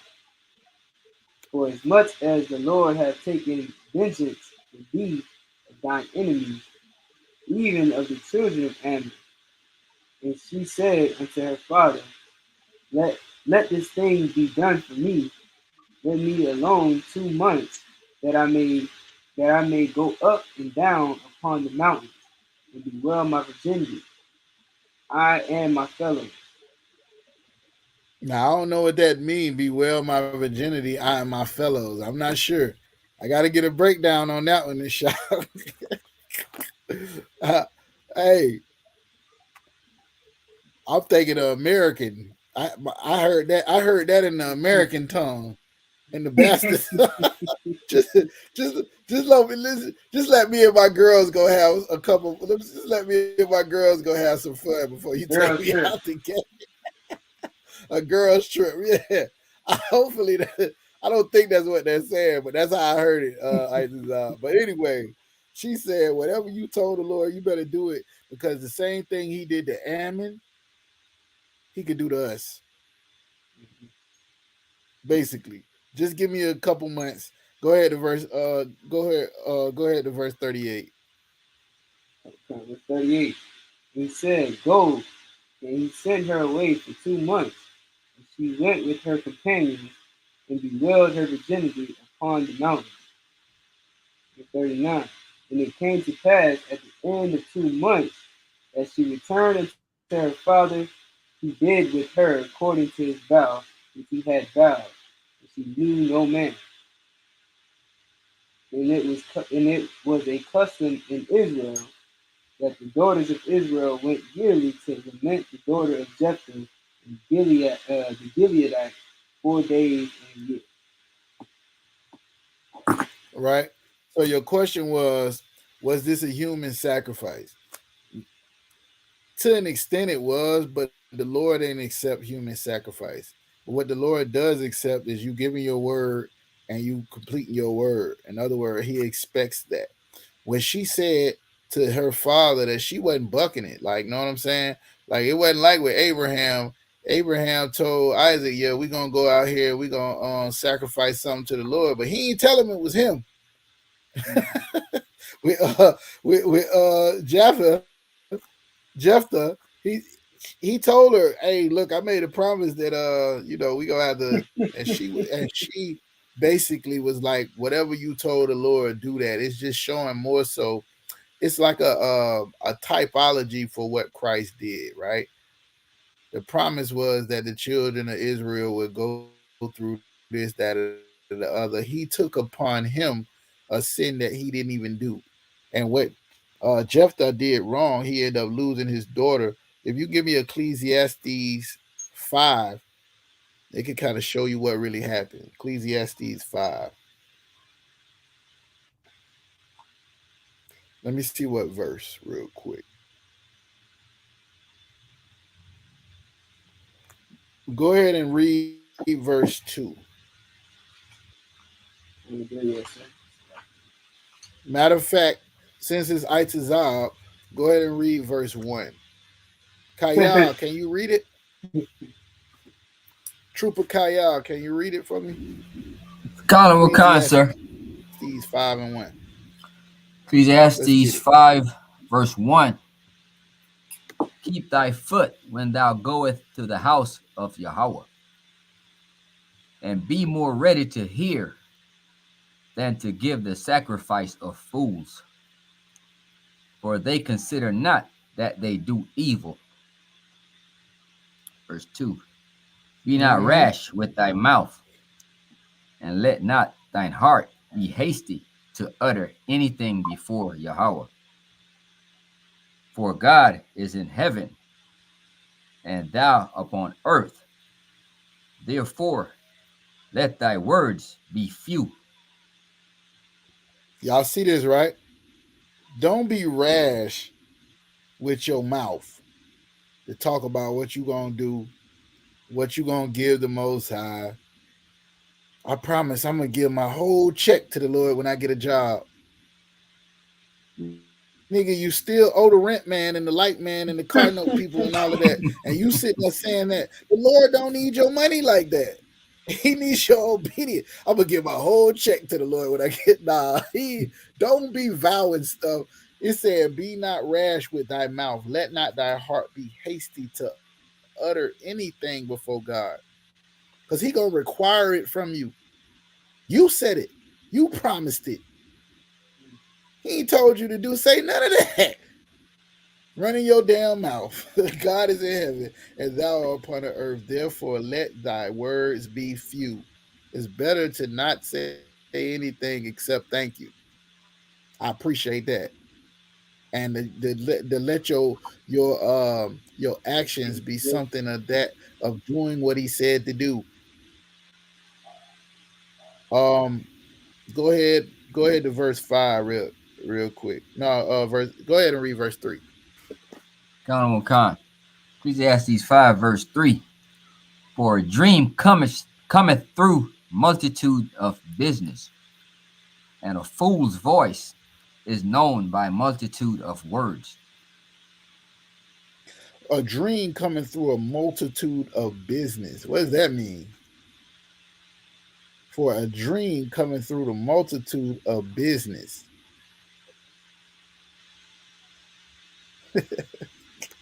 That's crazy right there. Go ahead. What do you mean? It means like you're gonna dream about whatever you've done throughout the day. Like all this work and everything you've done, you're gonna show up in your dreams. Right. It's like everybody got things that they want, right? Everybody got things that they want, and it's based on your experiences how you're going to deal with those things that you want. Some people will choose to sell poison to their own people in order for them to chase a dream that they have. Some people are willing to give their life in prison or to risk their life from getting unalived on the streets in order for them to pursue some vision that they have. the more things you do in life, the more you're going to dream about the things that you can do in life, right? So now you like, well, maybe I can defeat the Ammonites. Maybe I can defeat the Edomites. Lord, if you give me the power to destroy the Edomites, I will give you my firstborn son. Now you saying this and you ain't got no son yet. Now you defeat the Edomites. You owe the Lord what you promised. You would have never knew that you could even do that besides doing the work that you was doing anyway. If you ain't never going out to fight the war, you're not going to fantasize about winning the war. So now it's saying that your dream is coming by things that you encounter, just like what Itazab is saying, by things that you're doing is causing you to think of what you want and what you petition the Lord for. Well, a fool's voice is known by the multitude of words. There you go. Get out when there's somebody who talk too much. Get out when there's somebody who always running their mouth and ain't got no action behind it. A dream's supposed to come from your business, the things you're doing. We dream of ruling in the kingdom, and we're willing to forego ruling in this current age in order for us to rule under Christ. Our business that we go out and do, basically, like right now, as I would be sitting on my couch every Saturday watching college football, doing whatever I want to do, I've been petitioned by the Most High to go out and teach people that don't even want to hear what I have to say. Guess what? My dream is that we will become a nation again, an exceedingly strong nation, like it said in Ezekiel, and that we will rule under Christ over all of the nations and judge the nations. That's my dream, right? And it comes from my multitude of business. Y'all get that, right? Now, there's some people, they got dreams and fantasies, and all they doing is talking. That's all they doing. They ain't willing to do nothing for the Most High, but they want God to do something for them, and they talking about it. Nobody want to hear nobody talking, right? Multitude of words. Verse 4. Go ahead and read it, Kayal. Khan, Ecclesiastes 5, verse 4. When thou vowest a vow unto Yahweh, defer not to pay it, for he has no pleasure in fools. Pay that which thou hast vowed. Keep going. Verse 5. Better is it thou shouldest not vow than that thou shouldest vow and not pay. Verse 6. Go ahead to verse 6. Verse 6. Suffer not thy mouth to cause thy flesh to sin. Neither say thou before the angel that it was an error. Wherefore should Yahweh be angry at thy voice and destroy the work of thine hands? You see that, right? That's what's going on. When thou vows a vow unto God, defer not to pay it. Don't wait. Don't hold it off. For he have no pleasure in fools. What was the fool? The fool was the one who doing a lot of speaking, a multitude of talking. Yap. I'm gonna do this. I'm gonna do that. I'm finna do this. I'm finna do that. That don't work in no world. Even this one. Somebody talking about what they about to do and what they gonna do and all of this and ain't doing nothing. That don't even work in this world, in this kingdom. You better do it. Oh, you told the Most High you was gonna do it? All right, you better do it. Right? We have no pleasure in fools. Pay that which thou hast vowed. Pay it. Did you already read verse 5? You already read 5 and 6, right? Khan. Verse 5. Better is it that thou shouldest not vow than thou shouldest vow and not pay. If you say you gonna do something, you better do it. Especially when it comes to the Most High. You said you was gonna give him your whole check. You better do it, cause you ain't have to say that. What y'all don't realize about this story we just read is the Most High wanted Japheth or Jephthah to defeat Ammon. He wanted him to. It was gonna happen anyway. It ain't because he was gonna sacrifice whatever ran out of his house. That was him making that stupid remark out of his mouth. What they call a remarkable fool. Right here. It's better that he ain't say it. Now that he said it, here it is right here. This is what his daughter was saying. Suffer not thy mouth to cause their flesh to sin. Neither say thou before the angel that it was an error. Oh, my bad. I ain't really mean like the first thing that walked out of my house. Right. I ain't really mean that. Okay, let's do over. Let's do a do over. The next thing, you stay out here, daughter. You stay out here. The next thing to walk out. Right. Then it would have been his wife. It would have been his wife. You understand? Like, just keep your mouth closed. All you should be saying is thanking the Most High for what He giving you. He ain't asking you for your sacrifices. He's asking you for obedience. And the way you thank Him is by being obedient. All he would have had to do, if the Lord would have told him to sacrifice it, that would have been different. Right.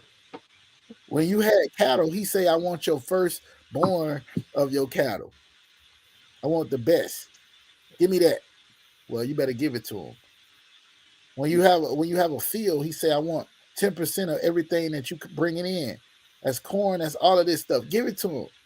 But don't be going out making promises to the Most High that you can't keep or that you don't want to keep when it's time to do it. Brothers take a Nazareth vow to not drink alcohol and cut their hair and do both. You don't have to be a Nazarite. You understand what I'm saying? Christ drank wine. He wasn't a Nazarite, and He was from Nazareth. But you making a vow that you can't keep. What is we talking about here? Let not thy mouth cause thy flesh to sin. Neither say it was an angel, it was an error. Wherefore should God be angry at thy voice and destroy the works of thy hand? All right.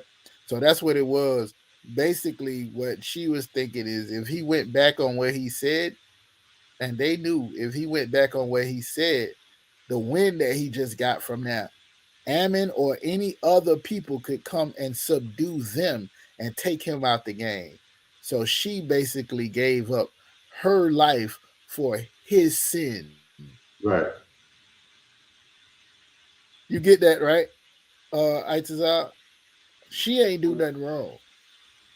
It's a typology for like alluding to what was going to happen with Christ, but this was wrote way before that. Way before that. So if somebody telling you that one person can't die for somebody else's sin, we seeing it right here. Thank you for the cut on my OT only people, on my Tanakh only people that say you can't die for somebody else's sin.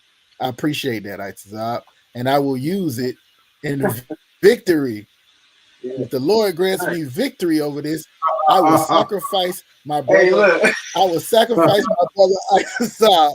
No. Hell no. Exactly. Yeah. Why would anybody say something so stupid? That's the point. That's the point. Watch your mouth. The Lord is listening. Real, you gotta take that one up. You gotta take that one up with the Lord. You see how that don't make no sense? Why would he say that? What else was gonna run out of his house and meet him when he came home? Colonel Anything. I don't care if it was the family pet. He shouldn't have said that. That's the whole point of that story. Watch your mouth. Go ahead, Op. To that point, watch your mouth. Like, because people be running around talking about, like I said before, on God, on King David, on my soul, on this and on that. Like, man, put it on you. Like, you know what I'm saying? Like, do what you got to do. Right. Put it on everything. Right. Exactly. that sacrifice should have been that I will do whatever you ask me to do for the rest of my life. Something like that. That's a good one. Because now you putting it on you. He ain't say I'm gonna burn up myself. I'm gonna offer myself as a burnt offering. Right. I'm gonna set myself on fire. He said, whatever run out of my house. How convenient. How convenient, but that's the answer to the question, Doc. No, the Lord never asked for a human sacrifice. Never. Mhm. Even when Isaac, he was saying that it's other gods that do ask for human sacrifice.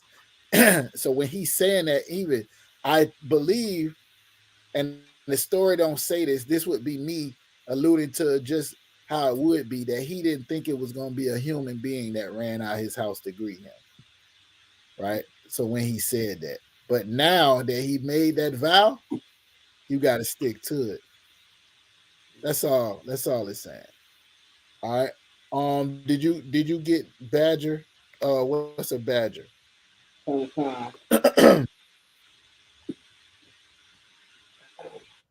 got it in. I got the definition. Oh, and back to Trooper of Mine.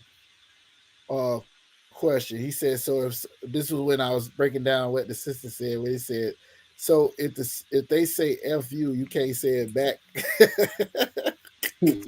Yes, you can say it back, but you can't do it back. In other words, when somebody's saying to you, you know, I don't like you, or I don't care nothing about you, or whatever. I mean, me personally, I wouldn't say it back to them. Somebody literally just said this to me, and I did not say it back to them. You know what I'm saying? But at the same time, there was a whole bunch of other stuff that I was saying that was worse than that. Like, I hope a rock fall out of the sky and crush you. Like something like that, yeah. And I'm praying that in the name of Jesus. Yeah. Like, yeah, but it's not really so much what you say. What Christ was breaking down when he was talking about turning the other cheek is like, you, if they evil because of how they thinking about what you don't return evil for evil. That's in Romans chapter 12. But actually overcome evil with good. You know what I'm saying? If somebody say they gonna pull up on you, and you like, yeah, pull up, I got something waiting for you. You ain't nothing wrong with you saying you're gonna defend yourself. But if y'all talking about meeting somewhere to destroy each other, then that's off. It's a difference. It's a difference. So yeah, now when we talking about words in your carnal mind, you definitely want to match energy. But spiritually, you never want to do that, because that evil person can convince you to be evil, if you understand what I'm saying. So let me see where we at. Badger skin, right? Let me see if it's in the Bible. There's a lot of places in the Bible where it talks about the skin of animals. And they use a lot of it inside the temple. I know for sure badger skin was used in the temple. So let me go there real quick. Hold on. I just pulled this for somebody. I think it's in Leviticus.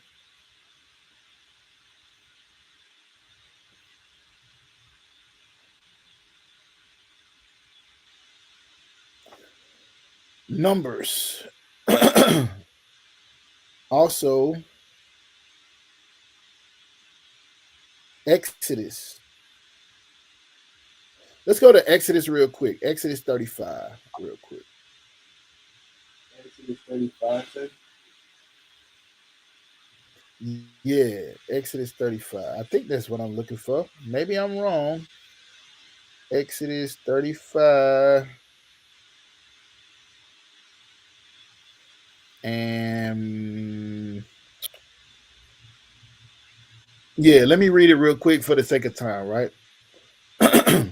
This is about the Sabbath. As a matter of fact, whenever somebody try to check you about the Sabbath, what you should be doing and what you shouldn't be doing, just let them know when our King Yahweh shall come back, he'll straighten it all out. Our thing is just like we do with the feast day. When they say bring 7 bullocks and 7 goats and 7 lambs and all of this, we know we ain't got that. We at the feast day eating chicken or steak or beef ribs or something like that. It's a commemoration where we coming together to do this. Remember, we in a new covenant, right? We're in a new covenant, but we're trying to keep the law to provoke the Lord to get us up out of this hell that we in. So we doing it to the best of our ability. It's spiritual, Akim. Everything is spiritual. So if somebody trying to check you about keeping this, you know, people still think like because they say don't kindle a fire. When we had cookouts on the Sabbath, we breaking the law. Y'all know that, right?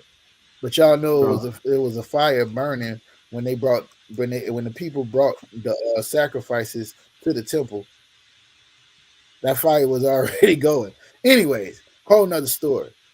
Let me read this real quick so I can get the Itazar thing. I ain't got much time. Exodus chapter 35, verse 1. And Moses gathered all the congregation of the children of. Yeah, go ahead. No, I was trying to say, don't they didn't Go they ahead. light them menorahs? Didn't they light the menorahs on the Sabbath? I don't know. You would have to show me that. I wish you would find that for me.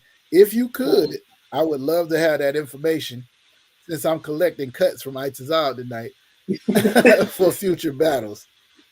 and I've already promised the Lord that I was going to sacrifice you. Was it?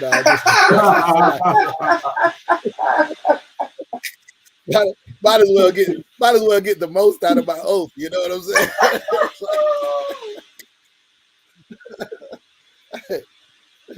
Anyways, Salagi, if you can find that though, I would appreciate it. I'm joking, y'all. So anybody, I don't want to end up in no council. I would never ever do such a thing, especially the Itazab, because he's one of the few brothers that has devoted his life and is just as much willing to work, probably more than I am in this troop. So he's probably more valuable than there's a couple other people I might sacrifice, but that's a joke. Exodus 35, verse 1. And Moses gathered all the congregation of the children of Israel together and said unto them, these are the words which the Lord have commanded that you should do them. 6 days shall work be done, but on the 7th there shall be a holy day, a Sabbath of rest to the Lord. Whosoever doeth work shall be put to death. Verse 3. You shall kindle no fire throughout your habitations upon the Sabbath day. And Moses spake unto all the congregation of the children of Israel, saying, this is the thing which the Lord commanded, saying, take ye from among you an offering unto the Lord. Whosoever is of a willing heart, let him bring it an offering of the Lord, gold and silver and brass and blue and purple and scarlet and fine linen and goat's hair and ram skin dyed red and badger skin and shittim wood and oil for the light and the spices for the anointing oil and for the sweet incense. Guess what? The incense was being burned on the Sabbath. We know that. And onyx stones and the stones to be set for ephod and for the breastplate. And every wise hearted among you shall come and make all that the Lord have commanded. So if anybody try to check you, ask them, are they doing this on the Sabbath? Are they bringing the spices for the anointing oil? Are they bringing the stones for the ephod? Are they bringing ram skin dyed red and badger skin and shittim wood and gold and silver and brass into the house of the Lord every Sabbath? They probably not. Anyways, the reason I brought this out is this lets you know that these things were inside the temple, the holiest place on the planet. Right. So when I asked that, let me go to it real quick. In Numbers chapter 4, verse 6. And let me read it. And I'm just reading for the sake of time because I know I got this lag, right? It says, Numbers 4:4. This shall be a service of the sons of Kahath in the tabernacle of the congregation about the most holy things. So this is talking about holy things. And when the camp setteth forth, Aaron shall come and his sons, and they shall take down the covering veil and shall cover the ark of testimony with it, and shall put thereon the covering of badger skin, and shall spread over it a cloth wholly of blue, and shall put in the staves thereof. I don't know, man. I don't know. The Levites might have been bloods. Verse 6. And shall put thereon the covering of badger skin, and shall cover it with the cloth wholly in blue, and shall put it in the staves. And upon the table of the showbread they shall spread a cloth of blue, and shall put therein the dishes and the spoons and the bowls and the covers withal, and continual bread shall be upon it. Right? And they shall spread upon the cloth of scarlet and cover the same with a covering of badger skin, and shall put in the staves thereof. The reason why I keep reading that is because the brother asked a question about badger skin, but his was coming from Ezekiel, right? Wasn't yours coming from Ezekiel? Yeah. Right. So let's get to the one that you was looking for in Ezekiel. And did you ever find the badger skin? Yeah. All right. I got it. What is it? What is it? I have the If you look dictionary. for in the shop, hold on one second, shop. Look animals, look up animals. When I look it up in my Zondervans, it says see animals and see if badger skin is in there. All right. Go ahead, Laki. So I have the definition by Oxford or Google Google definition, and I have the Blue Letter Bible Strong's. All right, go ahead. Which one you want? I just do the definition. Give me both of them.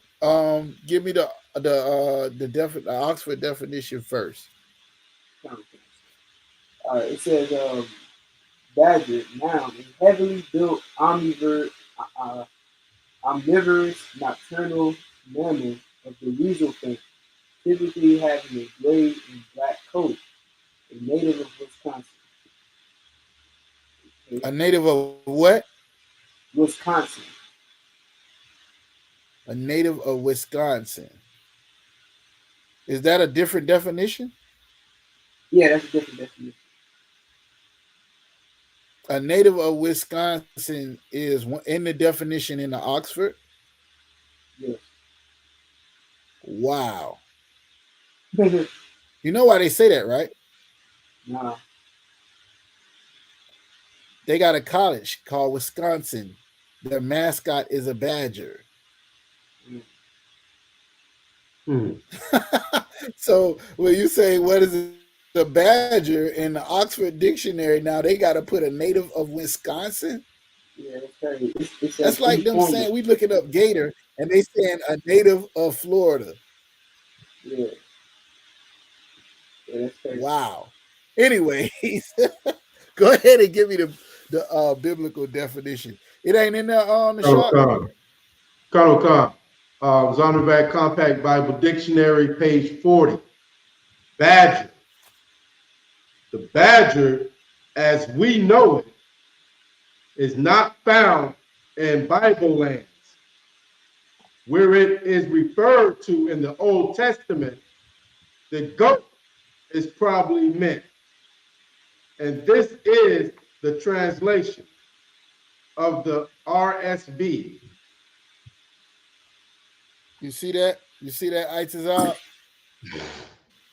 What we call a badger here in America. It's no different than you see the word dragon in the Bible or unicorn. They translate it to mean badger in English, but that's not the word that was there. It's a Hebrew word, which is what? Thakah? Yes. Thakash? Takashi. And I know you was gonna pull that up, right? Right. Go ahead. Count. This is Strong's number 8476. Takashi. A kind of leather, skin, or animal hide. Perhaps the animal yielding the skin. Perhaps the badger or dugong, dolphin or sheep, or a now extinct animal. So it could be an animal that's extinct. We talking about 4,000 years ago, right? What the Bible dictionary says it was more than likely a goat or an animal like that. I would say that it has to be a clean animal, right? Nothing like a rodent or anything like that that we would call a badger now, because just because of how often they told inside the temple to use the skin of this animal.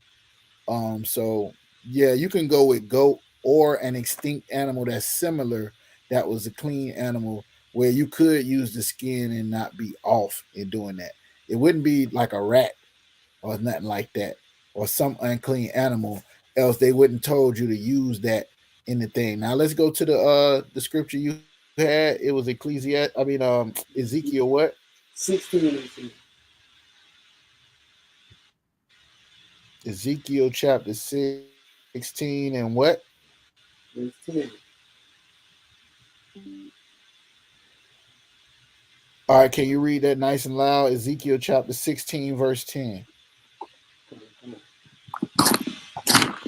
The book of Ezekiel, chapter 16, verse 10. I clothed thee also with broidered work, and shod thee with badger skin.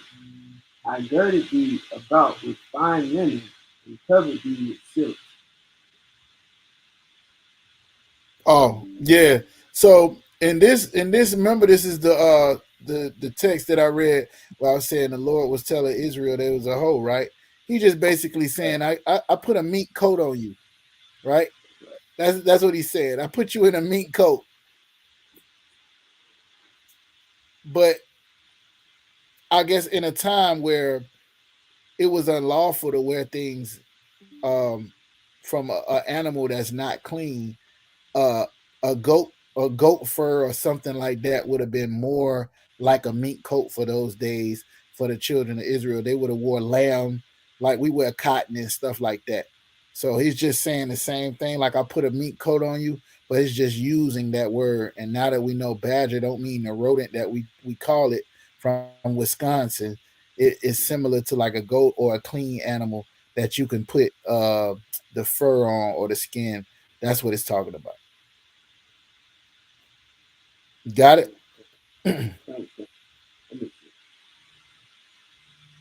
You got a question? No, that's it. That makes sense. All right. Any other questions you see in the chat before we leave?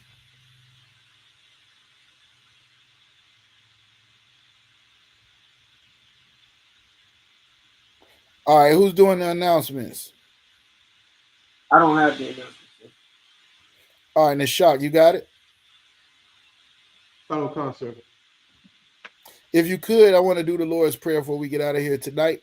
So just make the announcements. Let's do the prayer, and then we'll end the class.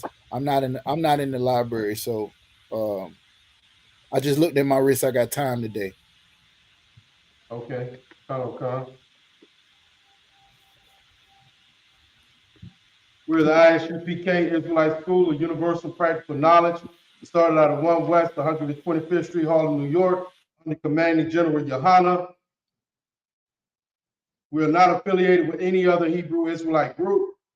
ISUPK security announcements, rules for new brothers and sisters. When a new brother or sister comes into the school, they are off limits for 6 months. They are to be saluted only. They are here to learn and shed themselves of the world. If they need transportation, the teacher will arrange it. After 6 months, if a brother or sister has an interest in a particular person, they are to seek counsel from the head to speak to a brother or sister. There's another 6 months which the brother and sister would court each other. After this 6-month period, the brother and sister will get permission from the head to marry. Tithes, which is a commandment. You can find that in the book of Numbers, chapter 18, verse 21. Also in the book of Malachi, chapter 8, chapter 3, verse 8 through 10. Ma'asher means tenth in the Hebrew. 10% of every penny of any increase the Lord gives you, give to the Treasury Department.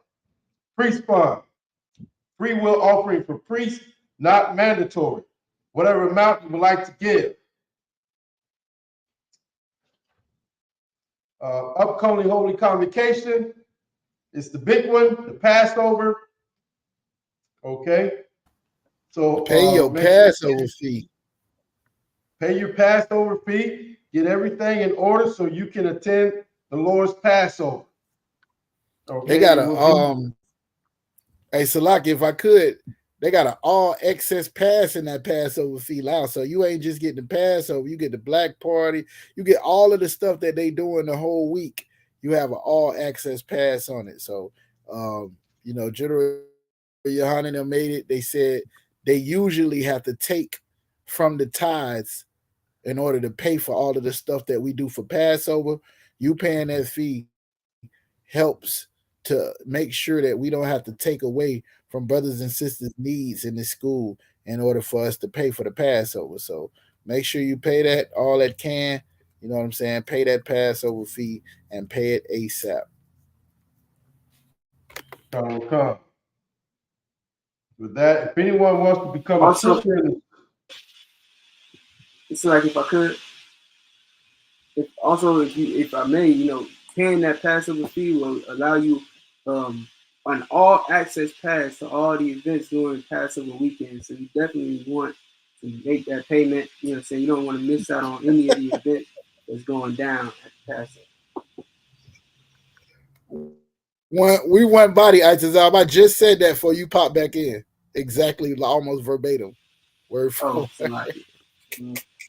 So nice you had to say it twice. So nice I had to say it twice. Yeah. What about the other part though? If anybody would like to be a trooper, that's what you should have came in there and said. With that, if anyone wants to become a trooper in the school, they have to start wearing all black boots, pants, shirt, headband, or scarf while in class or at camp. With that, we're going to send up the Lord's Prayer, first in the Hebrew and then in the English. Majim, which means to stand. Upanya Hakwadam, which means to turn and face the east. Lapanya Hakwadam, which means to turn and face the east. Okay. Put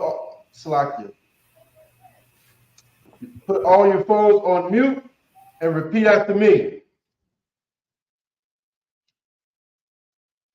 Abanaw, Shabbat Shemayim, Kodash, Hayah, Shemka, Yahweh, Malakwaka, Taba'ah, Ratazata, Hayah, Aisha, Ba'arataza, Kowa, Hayah, Shemayim, Nathanaw, Lakam, Ka, Yawam, Wasalak Lanaw, Kabawak now, Kasalak now, Kabawak Yanaw, Wala'ah, Tabiya'ah now, Banasayawam,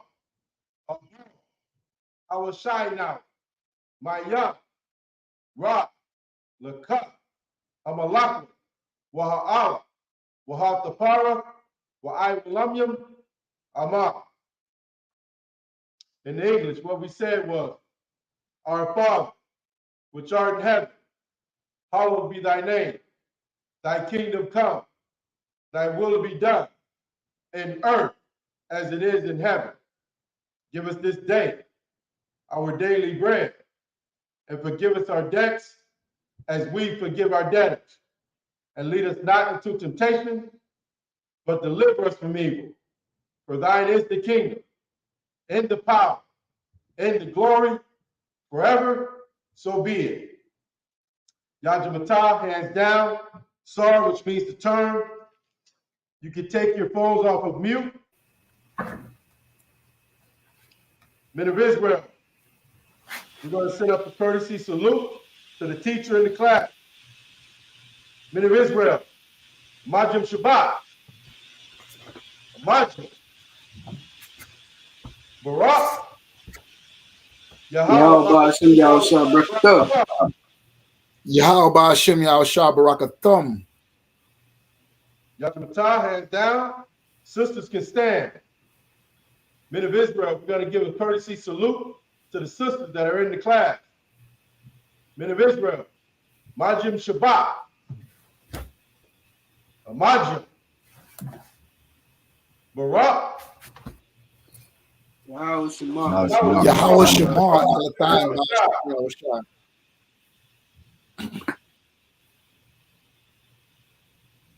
Yakamata, class dismissed.